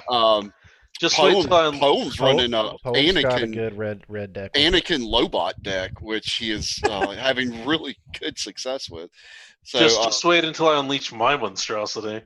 you're gonna You know what's better than resetting a 2 dice character? a 3 dice Admiral? character. I've got He's some gonna- crazy C-3PO, Admiral, Jedi Trials. I don't know what it wants to do. He's gonna but the meme is strong with Jedi. this one.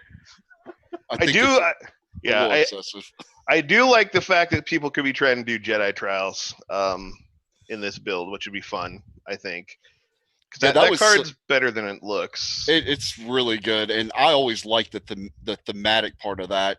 When I played the old Destiny or the old Star Wars CCG, Woo! they had training cards, and I Mind remember what you have learned. yes, and that was a lot of fun trying to. Usually, we only got him through like the 4 because it wasn't necessary to like 5 through 7 levels were like overkill anyway. So, And but it's even, sorry, just No, because this is like my new meme. You know what's even more fun than resetting a 3 dice Anakin? what?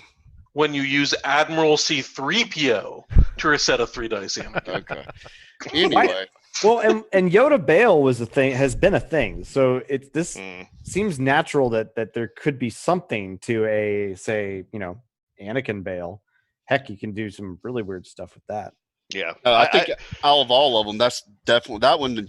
Chewbacca is going to get the most play for sure. Yeah, I definitely think personally, Anakin. I want the Anakin Ahsoka Jedi trials for theme and funness. So Yeah, I think that sounds like super fun.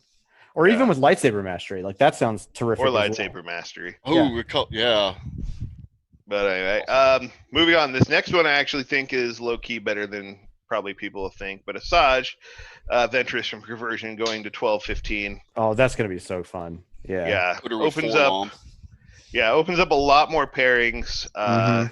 with the bounty hunter shenanigans, and her ability's actually always been really good. She just cost a hair too much. Mhm. So, Though there's I a lot I doth protest that she is a 15 and I can't run my bad boys for life with Elric von whatever his name is because you didn't nerf it or buff him.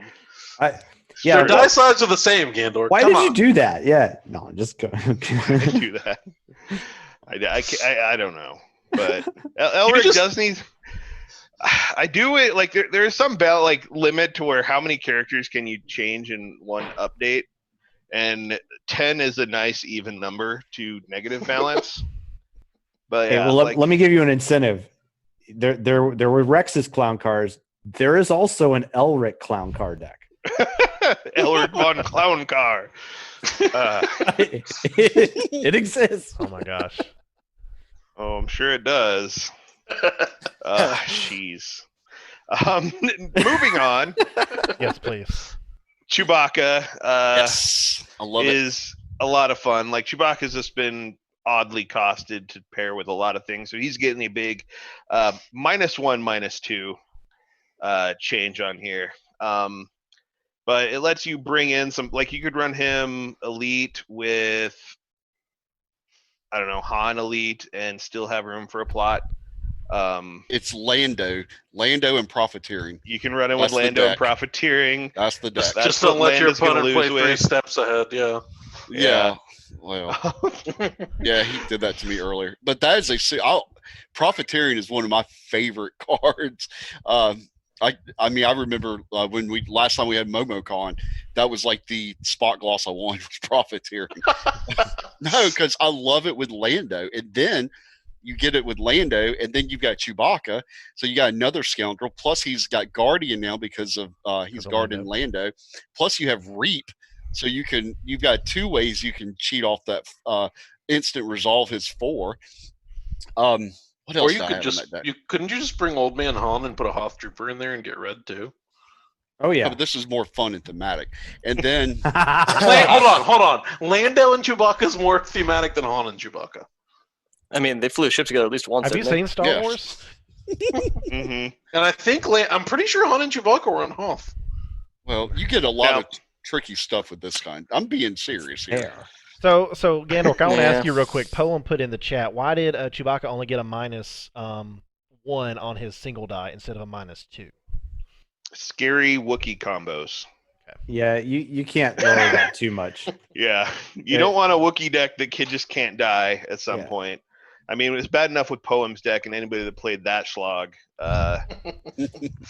Imagine that kind of slog with healing. Yeah, with It would be Vengeful or the Valorous cheapest high health character in the game at that point. Fortitude and all Yeah. that. Oh yeah.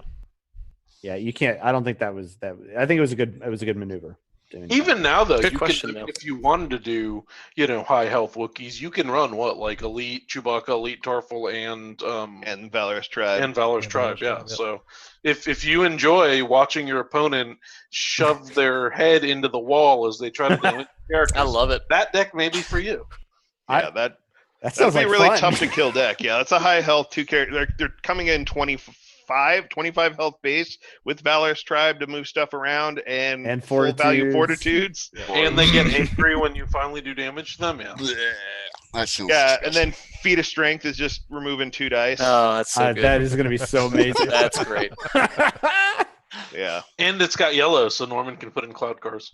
Nope. There you go. Hmm. There you go. He's Works. thinking about it now. Excellent. Calculations work themselves out. But yeah, I definitely think it just there's a lot of pairings that Chewbacca can go in, whether you're going scoundrels or you're going Wookiees. But yeah, it's fun. Next on the list, Dengar 1013. Dengar actually has a really good ability. Yep. But maybe it wasn't quite 14 points good. But it'd be interesting to see what kind of extra pairings you get at Bounty Hunter with his ability to ping damage onto bounty characters. Well, he puts you in that position also where he fits nicely now with IG-88. He also, you can pair him with Forlom and use any means necessary. Yep. So you can pair him with Ventress now also, and any means necessary. So that's the one thing when you're trying to build these thematic bounty hunter decks that a lot of times you were limited to who you could really match them up with. Like Zuckuss and Forlom had that natural, they worked well together and you could run any means necessary. But having Dengar at 13, that's a pretty solid 13 when he's doing what Ray 2 did. And he's good at 10 points. Yeah. Yeah, well, the problem with Dengar has always been, like, even though he's got that conditional ping with the bounties or whatever it may be, like, his dice themselves were undervalued. But now that you probably have room to run him with any means necessary, you can take one of his maybe less than, wonderful dice and just say, all right, take 2 damage. Isn't it just 1 until you get 3 bounties down? That's correct. 1 till you get 3, then 2 unblockable. Yeah. He's 50% damage sides. I need to go back to my. But they're ones. Danger he has a base +1 though. He does have a built-in +1. You just say Dengar Snoke. Yeah, Dengar Snoke. I just said that. Yeah, and you know what you can put in a Fost with it. So we're built to last. You can put in the Fost with that. Yeah, 13, 10. Yeah, that's interesting. I like Snoke at 10. Someone brought that up because it's almost like for 10 cost, you get a 10 health character that, if you think about it, is doing a 2/3/2 damage on his die because he's got a built-in damage off the ping. And good luck finding anything that does that much damage for 10 points with that much health. I'll be honest, I'm kind of fascinated by that. Yeah. It's kind of like the Mud Tripper Super Mando look, but yeah. Yeah. So what is it? Fun. It's Fost, Dengar, Elite Snoke. Yeah. Yep. So it's traditional type of Snoke build where you're running Elite Snoke with 2 other characters. It's Rainbow, and you have 50% damage. Sir, traditional Snoke build is with Thrawn. How many bounties are you gonna run that? What, the 2 weeks that was operational? That was operational for all of Way of the Force, buddy. I think you would. I run like 5-store championships. At least, what would you run bounty wise? Dead or Alive's? You got to run like 5 or 6 if you want to pull off his ability. 5 or 6 for 1 ping damage, though. Does that seem worth it? It's a lot of cards that kind of suck. Force Labor is okay, I guess. You could do high bounty Forlom type deck where you're doing supports and just try to nuke a guy down with the Snoke ability. Maybe you put in Dengar with the Trando. What you do is you put Dengar with Forlom, and we go back to that deck I was building with the dangerous escapes and all that good stuff, and you could go Forlom, Dengar, any means necessary, run about 6 bounties. So it's like Forlom makes new friends instead of Zuckuss, he can chill with Dengar. Yeah, and you're getting all that hand damage with Hunt Them Downs, and with you're getting Hunt Them Downs, you're getting dangerous escapes, that's the coolest thing, is popping those bounties right back to your hand and then doing it again. And then you're getting that pain damage off Dengar every round. That may have some legs. Yeah, I think we'll definitely see more Dengar come up. He's at 13 points. He's in a much better position now than he probably was a couple weeks ago. I wasn't hearing anything, Vance, for robotic. Yeah, I don't hear anything robotic. I think you're. Yeah, it is. Or you're being hacked, but I'm probably being hacked. It's Russia. And they're done. They're done hacking. They're done hacking. All right. Next on the list is Enfys Nest, getting a -1/-1 to 13-17. It doesn't open up a ton of pairings for her, but it does give her some really good pairings that she didn't have before. Particularly like Yoda at 13 is interesting. I actually ran Elite Enfys, Elite Ayla.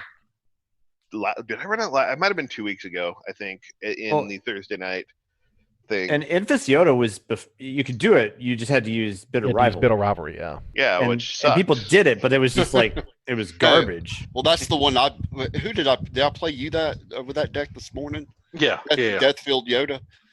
Yeah, except I think Yoda just melted. But Yeah, he just died real quick. But Reap is really good with Enfys Nest. oh yeah.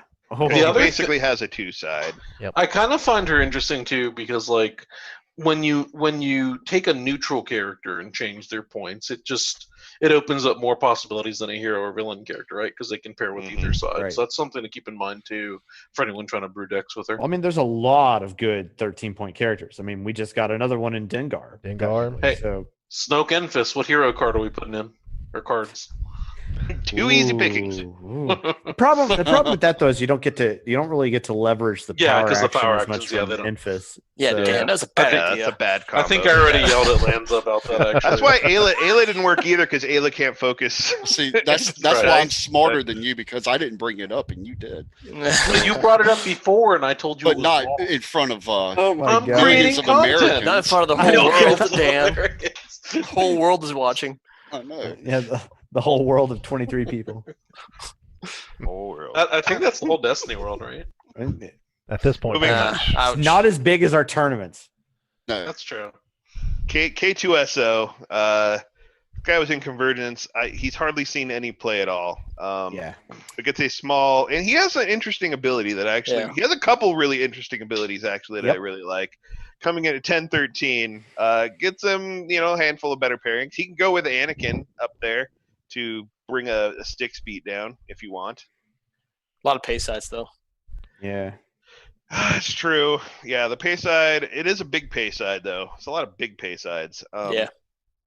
But yeah, I do like his power action is a lot of fun because you can use it offensively and defensively, which makes him really interesting. I just hope he gets a better partner to get Yeah, on the the pay table. sides don't feel as bad in that deck, in part because of that power action, because you could just re-roll that one die and then see where you're at after that. I mean, it's not ideal, but it's interesting. It's probably not my favorite pairing with Anakin, but I think there's a lot of interesting and cool stuff. I mean, you can do with K2 for that matter. I mean, let's put him with Enfys Nest together. Is that something? It's funny you say There's that a lot because of Beacon literally put that in the chat. Can we make K2 a Oh. scoundrel so we can put him with Enfys?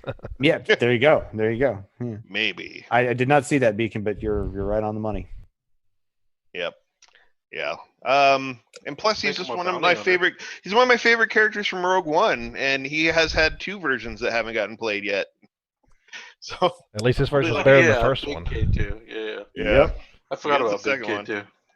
All right, next on the list. This one's actually a pretty exciting one because I also like this character a lot. But Oh, yeah. Obi-Wan Kenobi from the Convergence starter deck, Yes.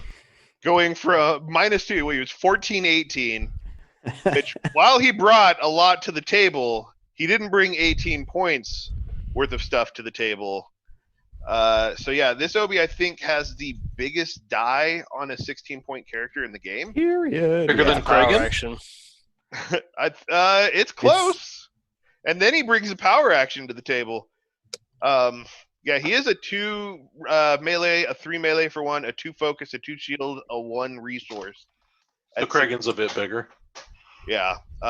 But he also has his power action to resolve one of your dice showing 2 or more for +1 on top of that. I know I was talking to Joe from Hyperloops. He really wants to put this guy with Satine, Built to last.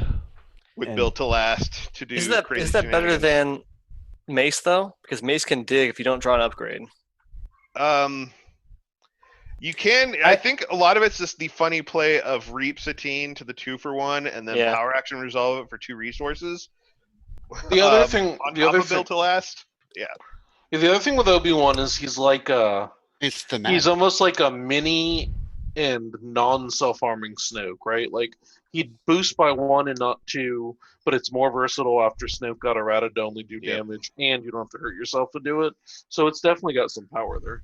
Yeah. Yeah, and I think the best pairings would be something where you're reaping to a money side to power action resolve it, which makes Satine a really good target. I don't know if there's other 14 cost characters with 2 money sides that also works with it, but there probably is. I Well, didn't do enough he's research. 12 single die, right? Like if his ability is good enough, he could be the basis for a new Rainbow support deck almost for making money, right? Like you run him at single die, Satine Elite, and then you still have 8 points for I don't know a red character, right? Like Yeah, Rose. but I don't know, but But yeah, you are kind of spot on with the Snoke comparison. Obviously, he's still more expensive than Snoke, but his power action does increase whatever side you want without the effect of damaging your own characters. So, but his dice brings a lot more to the table, I think, than Snoke's does. He's That got the 2 shield focus. side. He's got big ass damage. Yeah. It's all good. Next is one near and dear to my heart. Poor Sinjir Rathvelis. Fellow alcoholic, so yeah. Yeah, widely derided as probably the worst legendary. Not probably, he was widely derided as definitely the worst legendary in covert missions.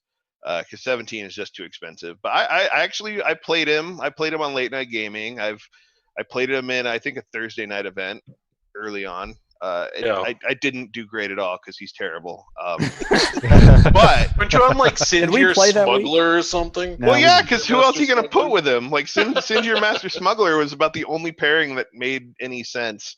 Rex? But with- I don't know. Yeah. Rex isn't great either. But I will say his ability is probably more powerful than because, like, Turkey's like he's still bad at 15. Nay, sir, slow your roll. Calm down. Because that ability is not terrible. Popping out free zero cost removals, shitting them out of your ass, especially in a world when you can't just throw hidden motives in every single deck anymore. Maybe that's a more powerful ability, but I don't know, yet to be seen. Probably still has an uphill battle, but I'm excited. Bring him on Thursday. Not this Thursday. Maybe next week. That's right. I don't want to June lose 4th. again. June 4th. Yeah.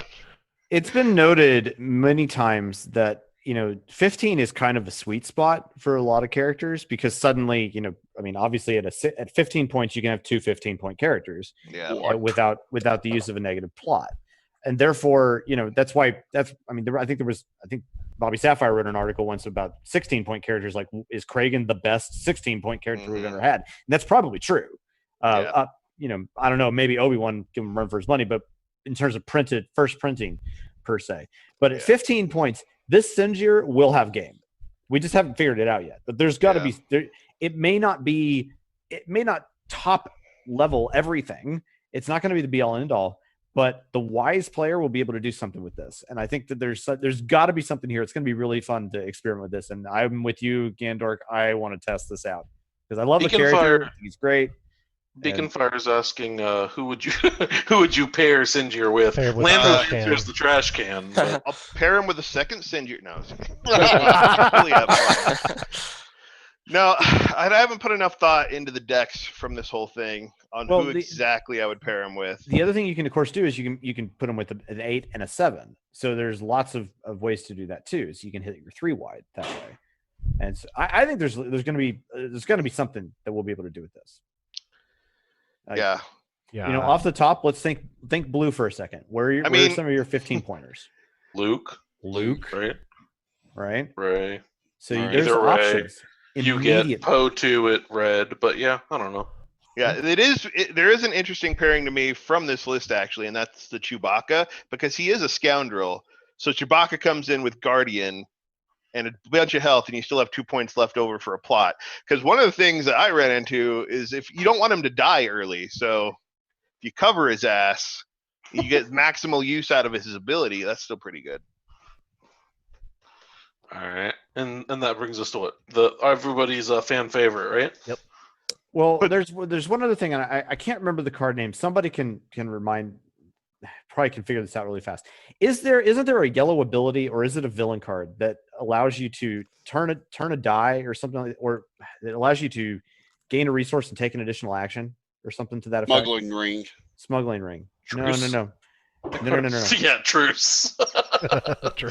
Hold the thought. We'll move on. I'll figure this out on the side here. That I haven't. There's some interesting thoughts that I have about what things you might be able to do with this. Okay. Go ahead.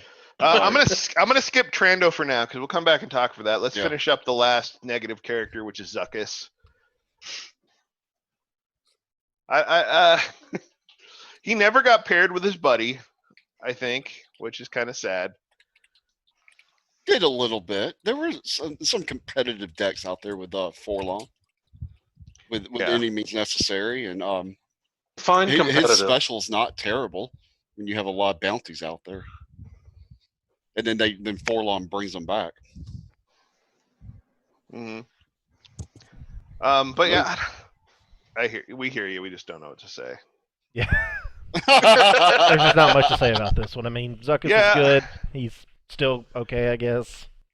I think He's there. I was gonna say there's a combo with like lowering Zuckus, lowering Dengar, getting characters that you can pair more easily with some of these other bounty hunters to try to make bounties better outside of Trandoshan, who's gonna get the nerf, which we'll talk about in a minute. I think Zuckus at 912 is justified from like is what how many points is this character worth perspective. I don't know what pairings though it opens up at 12 instead of 13 that are like readily apparent. Maybe the 9 makes a bigger difference if you want to run him, in a 3 wide or I don't know, but I think it's a I guess justified change. I just don't know what possibilities it opens up. Sure. You do get stuff like, I don't know, profitable connection maybe with his buddy. Yeah, but is that better than any means necessary? No. It's true. For that particular pairing. So I don't know, but you do possibly get another like small bounty hunter 3 wide team. That's not Trandos with doing like Dengar and him. And a Trando. Maybe a Trando too, because or a Fost. Or a Fost. Yeah, if you want to get out of yellow. Yeah, I don't know. But anyway, let's move back up. Let's talk about the scary dog in the room, the Trando hunter. He's a lizard, sir, not a dog.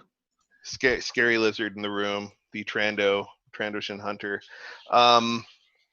Yeah, okay, so let's just talk about, he's in 2 spots on here because he is also getting a +1/+1 points, and he's also being added to the restricted list.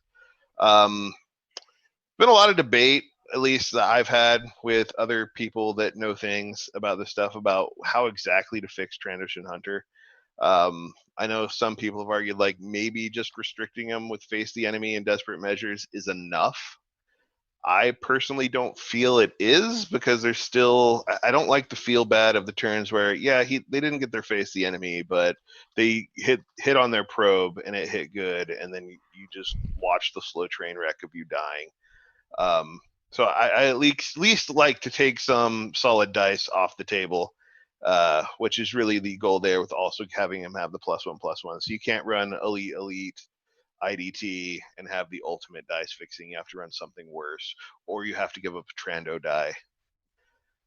Anybody else have any comments? How they feel about the poor Trando? I think the point adjustment is definitely justified, as is the restricted list. He was printed as a very powerful character, especially for being, a non-unique, no name, whatever. Like, he's almost like it evokes the same feelings that people had about FN 2199, right? It's like you've got this random stormtrooper, you've got this random lizard bounty hunter, and suddenly it's one of the most efficiently statted characters in the game, or the most powerful characters in the game. You're like, why are these background characters kicking the shit out of Rey and Kylo? So aside from the balance issues he presented, it was also just like, who the hell? You couldn't even name him Bosk? So yeah, right. I think, obviously, like, the reason why he's in there is because the cycle in covert missions to have the elite non-uniques. So you had to pick something for yellow villain, and a bounty hunter type character seems to make sense for that. So I like it from that perspective. But yeah, he was just quite a bit pushed. Lanza put in the chat, like, you could have made him elite and called him Bosk. I know I had talked about maybe making him elite, but like FFG would consider that unique, and FFG considers that an errata, and that's not going to happen. Erratas are very, very hard to pull off. Which brings us to an errata. Yeah, which brings us to an errata. So while we're in Nerf Town, does anybody else have anything they want to say about Trandos before we move to erratas? I don't think that they were. Is anybody sad to see them go? I'm not sad to see them go, but I'm also the mill player. But at the same time, I don't think they're I don't think they're unbeatable. But I think that enough players, including myself, could just get smashed by them. And for what seems like an auto, they don't have to do anything special. They just have to turn dice. So it just seemed like pretty negative. But I'm also the mill player. It's the consistency of droids like turned up even harder, and everyone thinks droids are too consistent. And we Yeah. got rid of faithful companions because hey, they could fix 2 dice, and then we put in this deck that can fix 3 dice a turn and Yeah. has bigger dice on top of it. Yeah, and this is too much. Yeah, I- first time I experienced this deck, I was playing against Vika in the Artificery League when the CM just dropped, and I blinked all of his dice, and he had no cards left, and he did 8 damage to me. I was just like, this is stupid. Yeah. I actually don't think that even this nerf will remove them completely from the meta. They'll still be I there. Yeah, I think there are builds where maybe you give up a die or something along those lines and make some build like this works. Hence why he's also on the restricted list. So, because like if it was just the points, but they could still face the enemy, desperate measures, I think they would still find a way to be too strong. Yep. So like it's kind of both things are needed to try to make them not be oppressive. And yeah, no, I know there's stuff that like I think Raylos, probably beats them, more often than not. But they also gatekeep a lot of decks that just straight up can't. Like I know, like Mephisto likes Palp and Agent of Zion likes Palp, but like they know they can't win that Trando matchup. And I would be hard pressed to even bring Palp into a big event if I knew like Trandos might make up 20% of the field or something stupid. Absolutely. That's basically the reason I hadn't played him until last week, right? Like, Yeah. I mean, Trandos are just very suppressive, not only of Palp, but of Mill and some other archetypes. Yeah. So. And like people might point at Agent of Zion and be like, oh, he took Palp to the top 4. But I will say this, he had the advantage of being able to look at the bracket, kind of know what the players he was going to play, what they're most likely to play, and get a generally good feeling that he could dodge Trandos as far as he did. So like in a straight Swiss event, not as likely to pull that off. So just putting that caveat there. All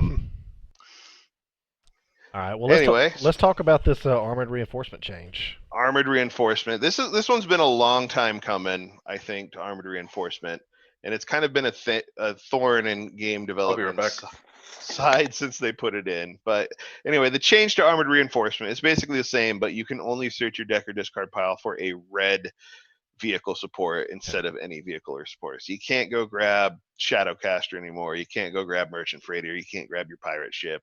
You can't grab your Luke's X-Wing, sadly. You nerfed your own deck. I nerfed my own deck, I know, but it needed it because this card has just been ridiculous ever since it came out and across the galaxy, especially when you compare it to something like Profitable Connection. You're like, why would I ever play Profitable Connection when I could just do this in any spot where I could do that? And obviously, we're making like Profitable Connection has like, this is supposed to be better than it. It's kind of an advancement on the concept. But yeah, no, still like this card continues to cause issues. And in the current meta, like Shadowcaster decks, like it's kind of the reason that Desperate Measures exists is to stop decks like that. And as you'll see on the restricted list, Desperate Measures is kind of getting a little nerfed. So it kind of makes sense to, do this at the same time. Putting DM on the restricted list absolutely requires this new, AR nerf. Yep. I think it's a very wise move on your part to anticipate that, because otherwise we would go back to essentially the Shadowcaster meta. Potentially. Yeah.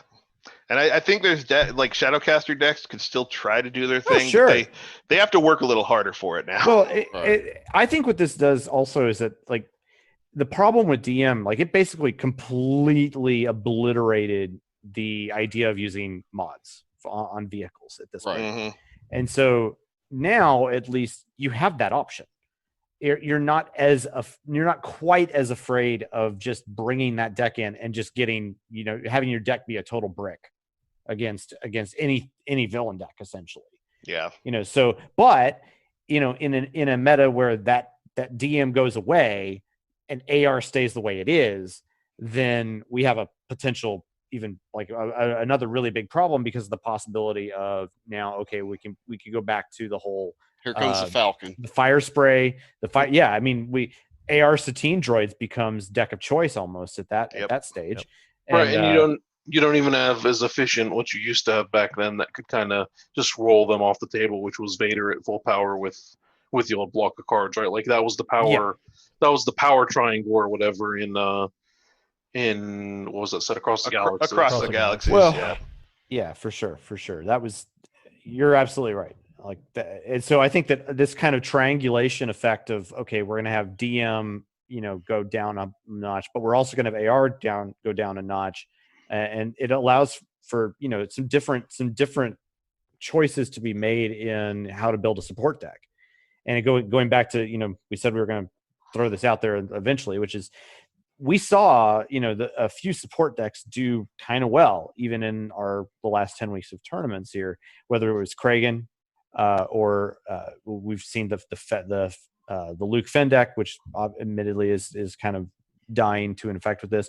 But then the Marauder deck was also support based, and frankly, I think this allows for just a variety of other support style decks to come back into vogue, without making them automatically super powerful because of the ability to grab a merchant freighter for nothing, or the ability to grab that Shadowcaster or Fire Spray or whatever on turn one that just make everything go completely mad.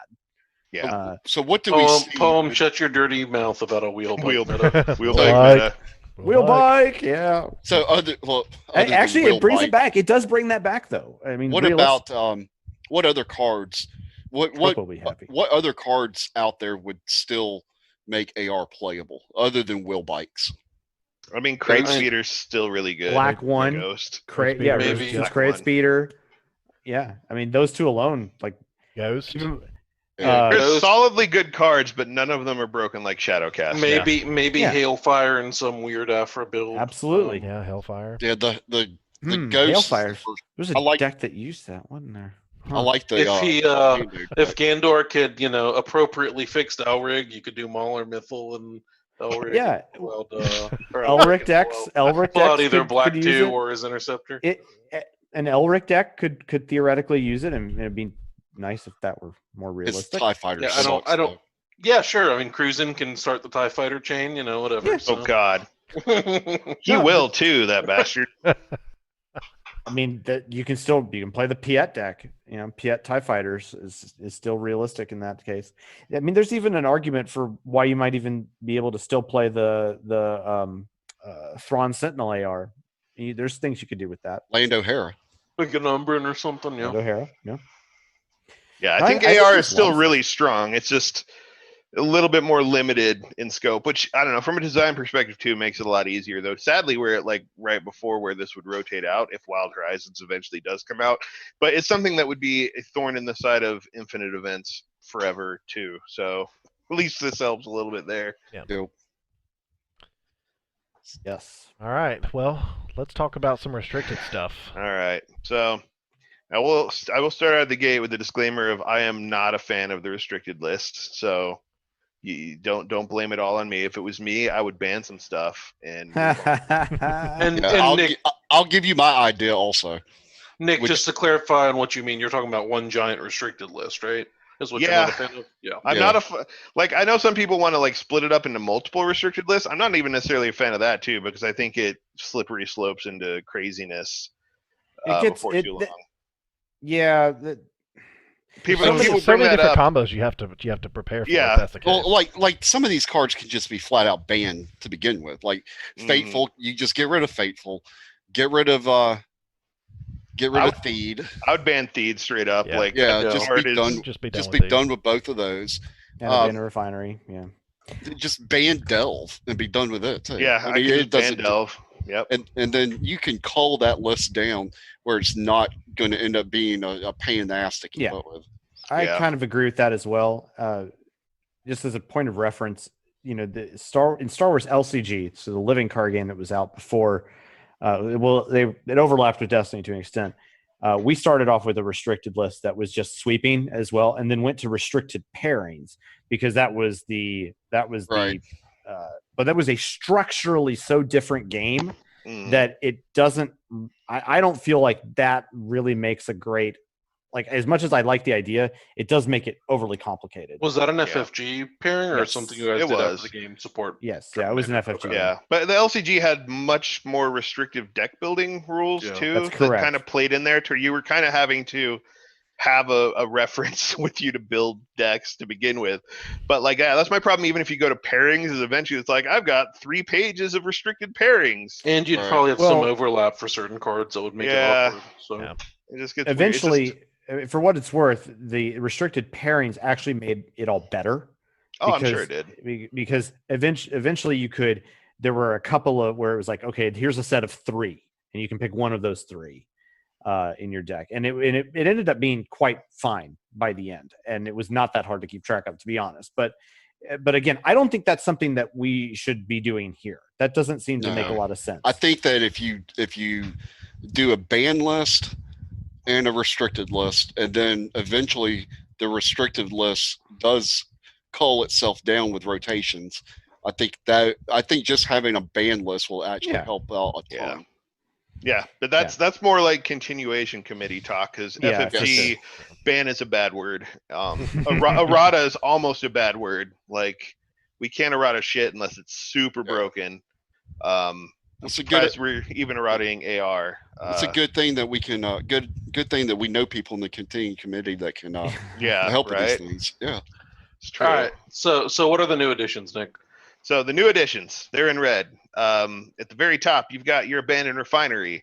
That's primarily there because it is stupid with Chopper, who's Right. also on the restricted list. And Chopper is there because he's stupid with C3PO, who's also on the restricted list. Because he's stupid with Droid's Day Out and with Faithful Companions. Yeah, those are all. Yeah, Droids Day Out and Faithful Companions are just stupid on their own, no matter what droid you're playing them with. But yeah, Chopper, C3PO, R2D2, just too much. You can still do Chopper R2, but then you're having to give up the C3PO thing. Right. You can't just do abandoned refinery at all with Chopper. Chopper, like I think it was Age and Design or someone said, but like Chopper is basically the most powerful character in the game. Like Yes. full stop. For the cost, for everything he brings. Yes. Like there like other than Raylo, which has its own like super synergies going on, there's not really a hero deck that doesn't feeture him. That's Well, have top you tier. watched Rebels? I mean, that's pretty thematic. It's true. It is thematic. Yeah, R2's more powerful than Chopper, though. Yeah. So the thing is, he'll still be like probably one of the best characters, but he just won't be able to also pair with the other best pairing of C3PO and R2D2 Right. anymore, which is huge. So that's kind of one chunk. Then you have your other chunk of your desperate measures face the enemy in Trandoshan Hunter. Are kind of Hidden just motive. all.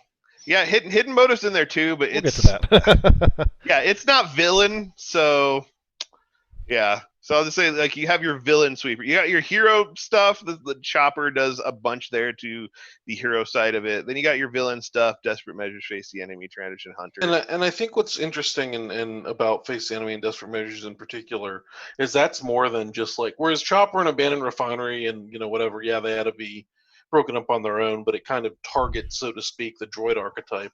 The Face the Enemy and Desperate Measures does a good job generally of just saying, all right, villain, you can have control tools, but you got to pick them. Yeah, you have too much good stuff that are game altering. Yeah, and like even things like those match up with stuff like Theed, which is arguably the best battlefield, and Vader's Fist, which is arguably the best support the villains can run.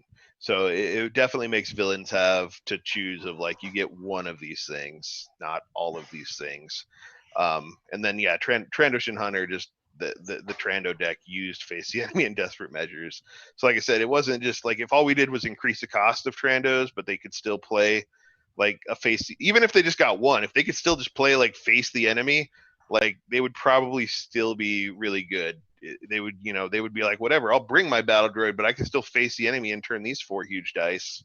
Right. Still crush your face. So, and if they want to bring Trandos still, come up with something, they can't run Desperate Measures, which means they are now there's a good chance that they could run into a support deck that just Vehicle crushes. decks, yep.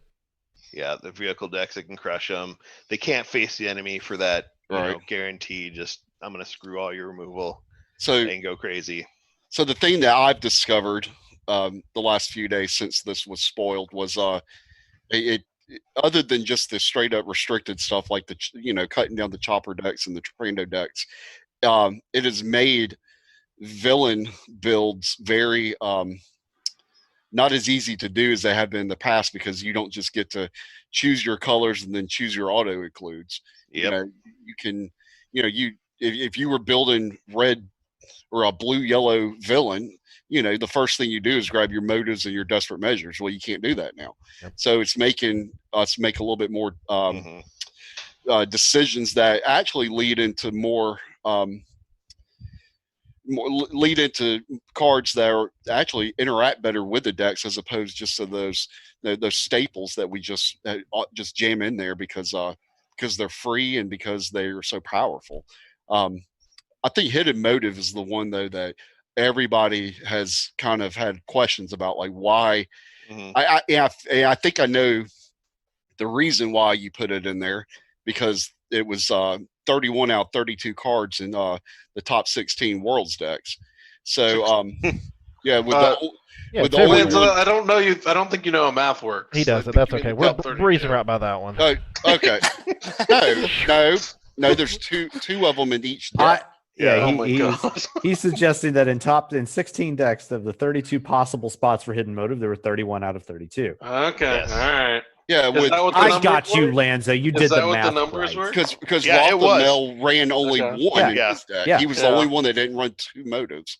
Yep. So, but I think a lot of people won Worlds. So what does that he won say? Worlds. Yeah. So what's the reason? Is it to force the community to start getting more creative with their blue builds? It's a little of all of this. I think there's also a play of blue in general brings a lot to the table as it is, especially in those zero cost cards, to add into like something like Face the Enemy and Desperate Measures and some of the free stuff that the other colors bring. That it kind of makes sense to make that more of a choice. It's like, if you want to bring your blue stuff to the party, you don't get your red or your red and yellow stuff to the party, right?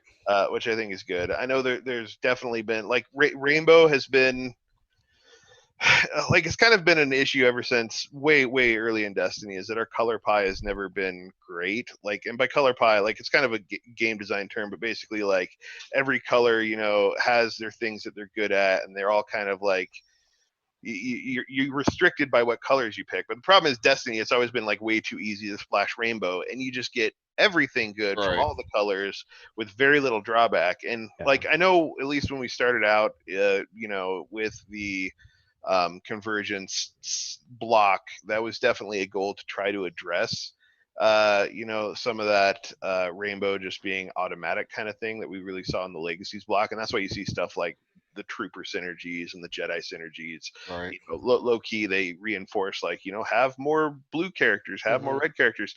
So this is just kind of an extension of that, is that we don't want you to go rainbow and get all of these things so easily. So Hidden Motive is a pretty, again, it's also like Hidden Motive has been a tool of, like you said, very ubiquitous in every blue deck. They're grabbing two. So it's at least one thing that's easier to grab, as opposed to, and it's neutral. Like, I can't put like Pacify and Forsaken on here or something. I think it's better just to put Hidden Motive by itself. I wanted to ask about the neutral thing, because I saw a discussion, I don't know if it was on the Hyperloops Discord or where it was, that people were arguing that the Hidden Motive restricted hurts heroes more than it hurts villains, because villains have more or better efficient zero cost removal outside of Hidden Motive. No, the villains have way too much removal to begin with. I mean, you've got doubts, you got Sinister Peace, right, Lanza. So what the argument is, and I'll address it in a second. What the argument is it hurts villains less because they still have so many other options that it hurts heroes more. But if you look, fall back like Pacify and Nullify. But if you look at the restricted list, it's only hurting the builds that are running the Face the Enemies and the Desperate Measures, and those are villain only cards anyway. I don't think I don't see a world where you're not running Hidden Motives in a blue hero deck anyway. Unless you get Chopper or 3PO. Unless you're running 3PO.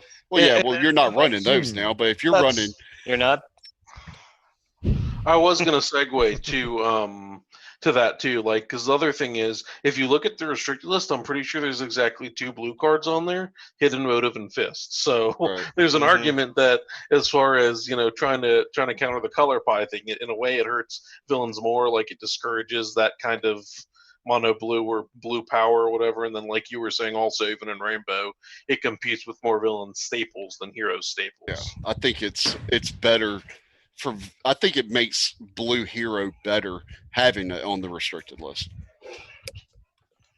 because it's not hurting it as opposed to what it's doing in a blue villain deck. Right. And I agree with Lanza. At least he's right at least once. Yeah, no, I do not think it hurt. It definitely does not hurt heroes more. It definitely hurts villains that wanted to go rainbow more with the other things on the list, more than it hurts heroes. And I don't think heroes are hurting for other options if they want to run Theed Palace. They've got Pacify, they've got Nullify, they've got Loft Cat and Mouse now. They have some options in there that I honestly am not a huge fan of Doubt. I don't think any of those other ones are any worse than Doubt. So yeah, I don't really think I hate Doubt. God, Doubt's so bad. Doubt it auto kills Oh my gosh. pulse Overkill. cannons. Oh, that too. Overkill. Wait, Yeah. what did you say? Well, Pulse cannons. It kills pulse cannons. Does it? Yeah, I mean, they guess. still get to shoot you for 3. Yeah, I do. They And then roll they- it, but they don't get to shoot me for They three do. times. Or they disrupt me for 1 and it costs them 1. Doubt is best against Doubt, stuff yeah, with Doubt's lots of an modifiers. Doubt is definitely an Ahsoka killer. And Vader, it's good into Vader decks. Yeah. So Matt, do we want to talk about maybe what our Go Round Table predictions for the meta after this, and then maybe wrap it up? Yeah, so that's our next point. Is now that we've talked about all these restricted lists and we've got this new Holocron from Gandork, we know when it's coming to effect. What is it going to look like in the June Artificery League and also in the next couple of weeks? Not this Thursday, but starting next Thursday with the Entourage list. What are you guys? You guys have a particular deck that you're already leaning towards for next Thursday? Palpatine. Boring. Move on. Mute. Muted. Muted. So I think the clear front runners from either the perspective of not being touched that much and are already powerful, or losing their primary counters or suppressors, is kind of a triangle of like Raylo, Palpatine, and Mill. I think Mill and Raylo is a largely even matchup. Mill because Trandos and Droids are going to be hurt. I think Raylo and Mill is a largely even matchup, maybe slightly advantaged one way or the other. I'm not sure. Palpatine is disadvantaged against Raylo and significantly disadvantaged against Mill. So I kind of think Raylo and Mill are the clear front runners. Yeah, I will say Mill this. Definitely. I will say this to respond to Lanza's fist pump Palpatine. I actually think that depending on how the meta shakes out, and particularly if it is Raylo and Mill, that Admiral Palpatine may have more legs than Yellow Palpatine. And I know that sounds sacrilegious coming from me, who loves my Watto Palpatine, but just predicting what I Or think. Watto Palpatine. Yeah, let's not talk about who told who not to play that. But anyway, I think just the meta may shape up that Red Palpatine's better. Well, he's I quicker, don't- more I aggro. don't know. Bartering and Reap make Watto significantly better. And Desperate Measures. I think So, with okay. the Mill, if you're wanting to counter Mill, you can still go, R2, 3PO Satine. And you can kind of do AR if you want to like pull a crate almost always, which isn't terrible. You could go Ewoks. So I don't think Mill. I mean, Mill's gonna be good, no doubt about it. People are saying Mill's gonna be the best, and I think that it's gonna be good. But we haven't seen Mill win weekly yet, and I've been on it at least twice, maybe even 3 times, but I think just twice. So I think Hero Mill losing Hidden Motive is a bigger blow than you might think offhand. do they lose Hidden Motive though? Yeah, Well, if 'cause you want to run No you Answer wanna or run the No Resistance Answer. Ring, Yeah, I Yeah. guess you're right. They do. yeah. Yeah, but you Yeah. can Well, put I in only Nullify ran now one instead hidden of Hidden motive Motive. I only ran one hidden motive in my Worlds deck, which may have been wrong, but I don't know. I mean, I was pretty happy with the way my I Worlds deck mean, worked out. worked for Rothermill. What's wrong with you, Bones? So are we saying the first term in June we're all bringing Mill for Oh, platform? God. I'm not. Why not? I don't For enjoy platform. playing Mill. Let's but- do it. I mean, We'll if call you it the wanna get beat Platform by Ewoks, Invitational.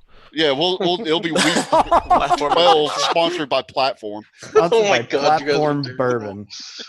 Yeah. I think if someone wants to play Mill, they could still run into a Satine Droids deck that Yeah. is going to just shove it in their face. And I I think mean, that's a act- winnable matchup as Mill. I've beaten Satine Droids a few times, so it's not like it's unwinnable. But Ewoks is really hard. Yeah. We touched on Satine it. droids can't go AR for anything good anymore, though, so Right, they have to yeah. go completely ma- different. We But see, touched on it.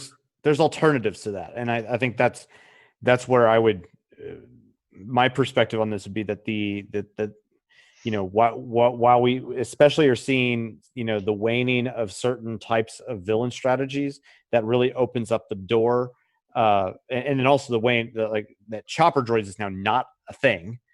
That opens up the possibility of Satine droids coming back in a real way, because you can run 5 dice, and you can just go wide with smaller supports, and I think that's realistic at this point. You do an entourage.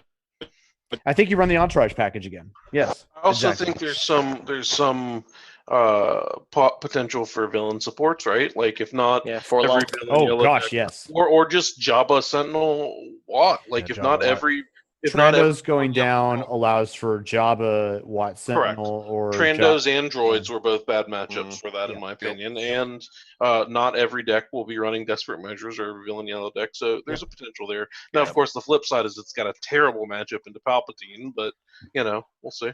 So we're seeing them. This is going to cause meta to slow down, which makes slower decks potentially gain some greater amount of prominence, and those tend to be support driven or decks that take some time to set up in general.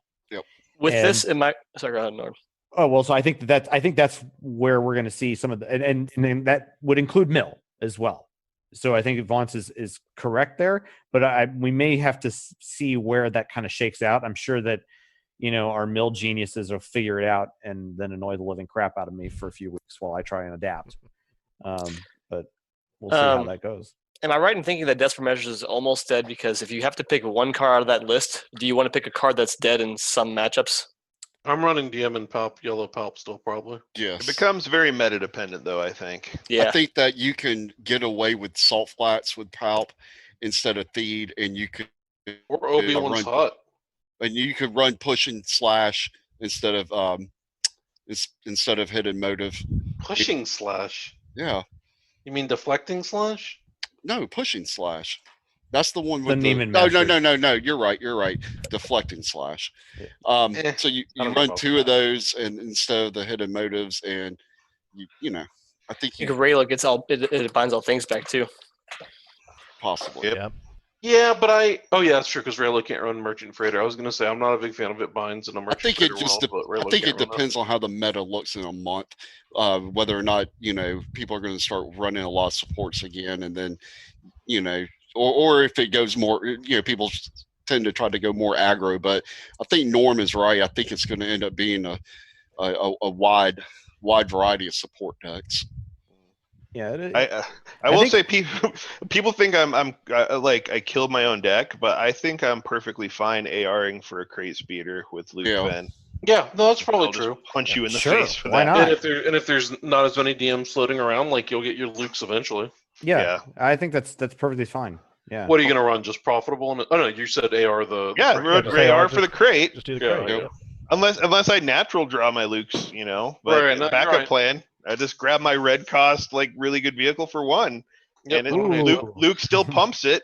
I also Such a kind of bad think plan. Get a crate and I- speeder for 1. Yeah, And I know He said Luke's I know pumps it. previously you and I disagreed on triple turbo laser, whatever it's called. Triple laser But turret. you were worried that the X-Wing was getting blown up or whatever. Maybe it gets way better now.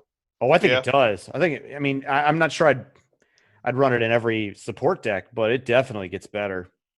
Definitely yeah. Again, if we're thinking in terms of what goes down, and then certain things go down, mean certain other things gain stock. Mods definitely gain some stock for sure. It'll be very interesting to see how it plays out. But there'll be some really interesting possibilities. Yeah. What with Fire Spray, Shadowcaster, or anything that has an effect on a mod. Who gets a boost from this? Mr. Grandpa Jake himself with his insane Poela AR deck that just goes completely nuts. I mean, that deck is awesome. That deck is a lot of fun. Yeah. So I also think it's interesting that you can run still probably like a big fat vehicle deck. You just have to build it a little differently, right? Like you could run double Rebel Engineer L8 or whatever you want to still. Sure. And then And get a like, Hellfire because and you can, put salvaged arms on the Hellfires. Oh my gosh, yes. no. It's so Yes. What I was gonna say Yes. is instead Yes. of going all in on Shadowcaster, like if you run 2 Shadowcasters and 2 Big Falcons and just resign yourself, I'm gonna throw 3 of these away. Like you're still likely to hit one by round 2 at the latest. there's nothing wrong with playing actually going to a chopper engineers deck and going with AR and grabbing grabbing the droid tank. I'm not droid tank. Hellfire. Sorry, the Hellfire. Yeah, Hellfire droid tank. Yeah, Hellfire. And then going with the salvage arms on that, and then also running as a part of your backup, essentially, doing the Falcons. I mean, And like clown you're saying, cars. like that's Put clown cars in there. it's not as good, and it's not going to be as good in that deck for sure, because you are not going to be able to play a Bandit Refinery. But hey, the Rex's clown card deck definitely gained stock from this Gandorcron. I feel like the Hailfire is not impactful enough for AR. That's just me. I agree. You're still paying 3 for it, and it's just You would Because then you got to pay for every mod, and part of the mods that's like why they're so good is Chopper gets them for free, and you can recycle them and all that kind of crap. So I don't disagree with that. I think that's fine. But it may be the case that you don't care about the salvage arm in that case. But don't underestimate the Hellfires. They are better than you think. When you're like, I think they do work. They're I solid. think they're I don't decent think when you're dealing a lot of indirect damage, but the goal with like a fat vehicle deck isn't to play out a bunch of vehicles. Yeah, And like I mean, it on costs its own, 4. and on its own, it's dice. Like maybe if they were all free, it would be okay, but it's got pay sides. And, Yeah. I don't know. I will say AR getting nerfed raises the stock of covert missions, the event. Running Oh, a mission yeah. plot Yes, and oh, no, covert yeah. missions. Yeah, we were talking about that earlier. I think in our In Discord Discord, with yeah. someone. Yeah. So If If you want a Shadowcaster, you could maybe go with the mission plot and play 2 covert missions. Well, sure, or like even in terms of like your Luke Fen deck could be a Luke Poe 2 deck, right? Yep. With Death Star plans and covert missions. It's so. fair to say that like coaxium heist doesn't feel so bad if what they might be guardianing is that is something that auto kills the little That card is whatever. horrible. Lanza spent 2 weeks trying to make coaxium heist work that I'll never get back. Fuck that card. horrible. Horrible. Heist and Night Sisters, and God, those were dark times. Night Sisters. I I've don't heard know it's what good the with hell Mill, but I was haven't doing. played with it He, yet. he dug deep for those. No, I was running some type of old DACA coaxium heist trash. It was terrible. Anyway, I think as a main closing point to all this, we all think we know what probably has a leg up at first, but I really think this Gandorcron is whatever we're calling it opens the meta up again. I don't think anybody knows. it Like definitely does. Trandos was holding down all kinds of stuff. Droids was still holding down all kinds of stuff, and just kind of clearing those out of the way. Mhm. Like people go Palp. Palp has some really natural silver bullet cards if Palp Mhm. gets too good that people can gravitate Yeah. towards. True. Raylo, like people have kind of taking out, like at least the top decks aren't playing the shield hate that they could bring back in if they want help with that match and aggressive deck. Like those decks have cards that could hate them that like Trandos, you could play improvised defense, but it didn't feel great like as a counter card. But yeah, stuff like that. But I don't know. I think things are more wide open than I think people will think. So Yeah, I'm excited to see I how it agree. turns out. It's going to be so great. I think it's wonderful. Great job, Gandork. Yep, absolutely. Well, let's we've pushed this almost 3 hours, which is awesome. But I definitely, thanks Nick for coming on and spending this time with us, man. We appreciate everything that you've always done for the community, and Thank you. The head judge in our hearts. Well, That's let's right. real quick. Mhm. Let's talk about Saturday night. You've got the Artificery yeah. Championship. Yep. You've got Joe against Wainwright, Eric. Raylo versus Chopper Droids. What do you see as the defining factor in that matchup Saturday night? The defining factor. Joe's probably going to win. I think he's both favored in the matchup, and he's just a solid player that's not going to make any mistakes.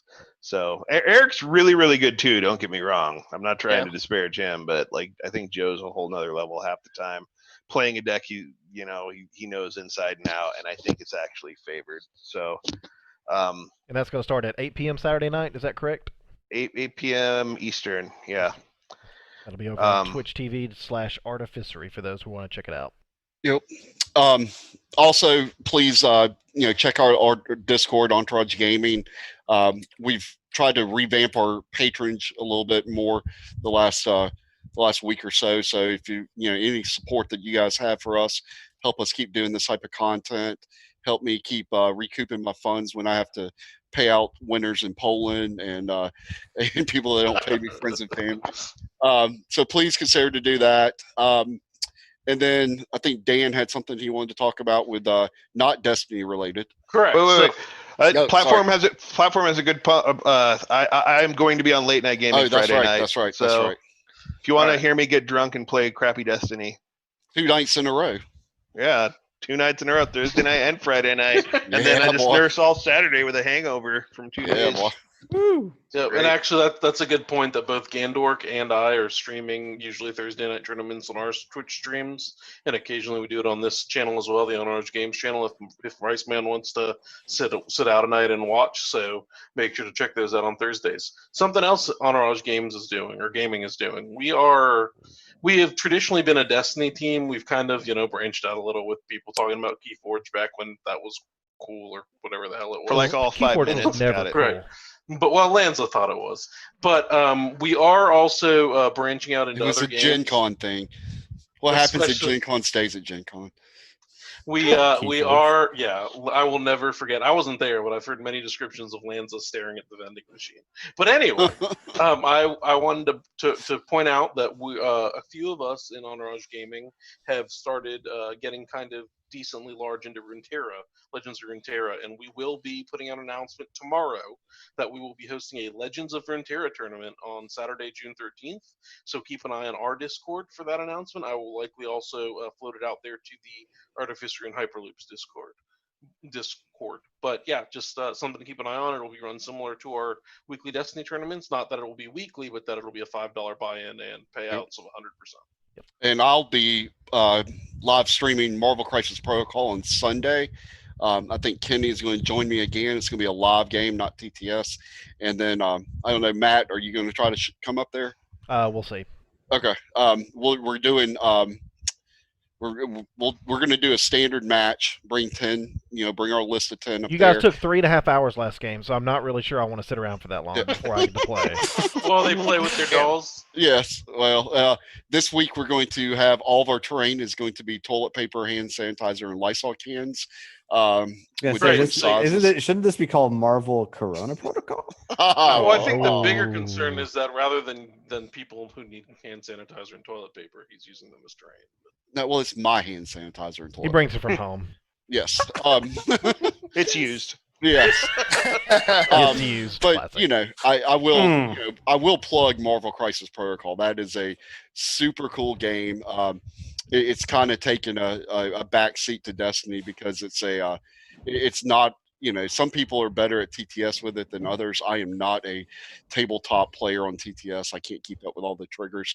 So it is fun to kind of get back in the shop, social distance, but play a little bit of Marvel. So if you're looking for something different and you like tabletop stuff, Marvel Crisis Protocol is where it's at. Super cool figures, and they're about to dump a ton of expansions on us starting in June. Some good looking stuff. So, and we'll be doing some content for them. Turn Zero does a great job with their podcast every week. You should definitely check them out too. All right. Well, remind everybody one more time, we do have our weekly Thursday night TTS tournaments starting at 8 p.m. Eastern, 7 Central. $5 entry fee, 100% of all entries that are paid friends and family go to the payout, not none of this products and services crap some of you guys like to put on us. If you have any questions about it, you can DM myself, Dan, or any of the guys here in the EG crew. We'll be more than happy to help you out. And this week is standard. Next week will be the Gandorcron, or whatever we're calling it going forward. Awesome. That's going to wrap it up, guys. Did any of you have anything else you wanted to throw out there before we sign out for the night? Nope, I'm good. I appreciate Follow us everybody. on Twitch. Yeah. Yeah, our Twitch is going to be more more streaming more frequently with multiple games. Like Lanza said, he'll have EG or MCP going on Sunday. Thursday nights, we're going to try to do a little bit of streaming with the TTS. If we're not streaming on our channel, Norm may stream on his. Dan will definitely be streaming on his on Thursday nights. Thursday nights, Gandork also streams the TTS tournaments. That's also on the Artificery, so Twitch TV/Artificery for that as well. He likes to drink a bourbon. I think Lanza likes to drink Coca-Cola, pretending it's bourbon. But neither here nor there. All right, guys. Well, that's it for us. Thanks, Dan. Thanks, Dr. Norm, Vance, Lanza, and thanks, Gandork, for joining us tonight. Make sure to like, subscribe Thank to you, us guys. here on YouTube. If you're following us on YouTube, if you're on Twitch, make sure to follow us here. And we will see you guys next time.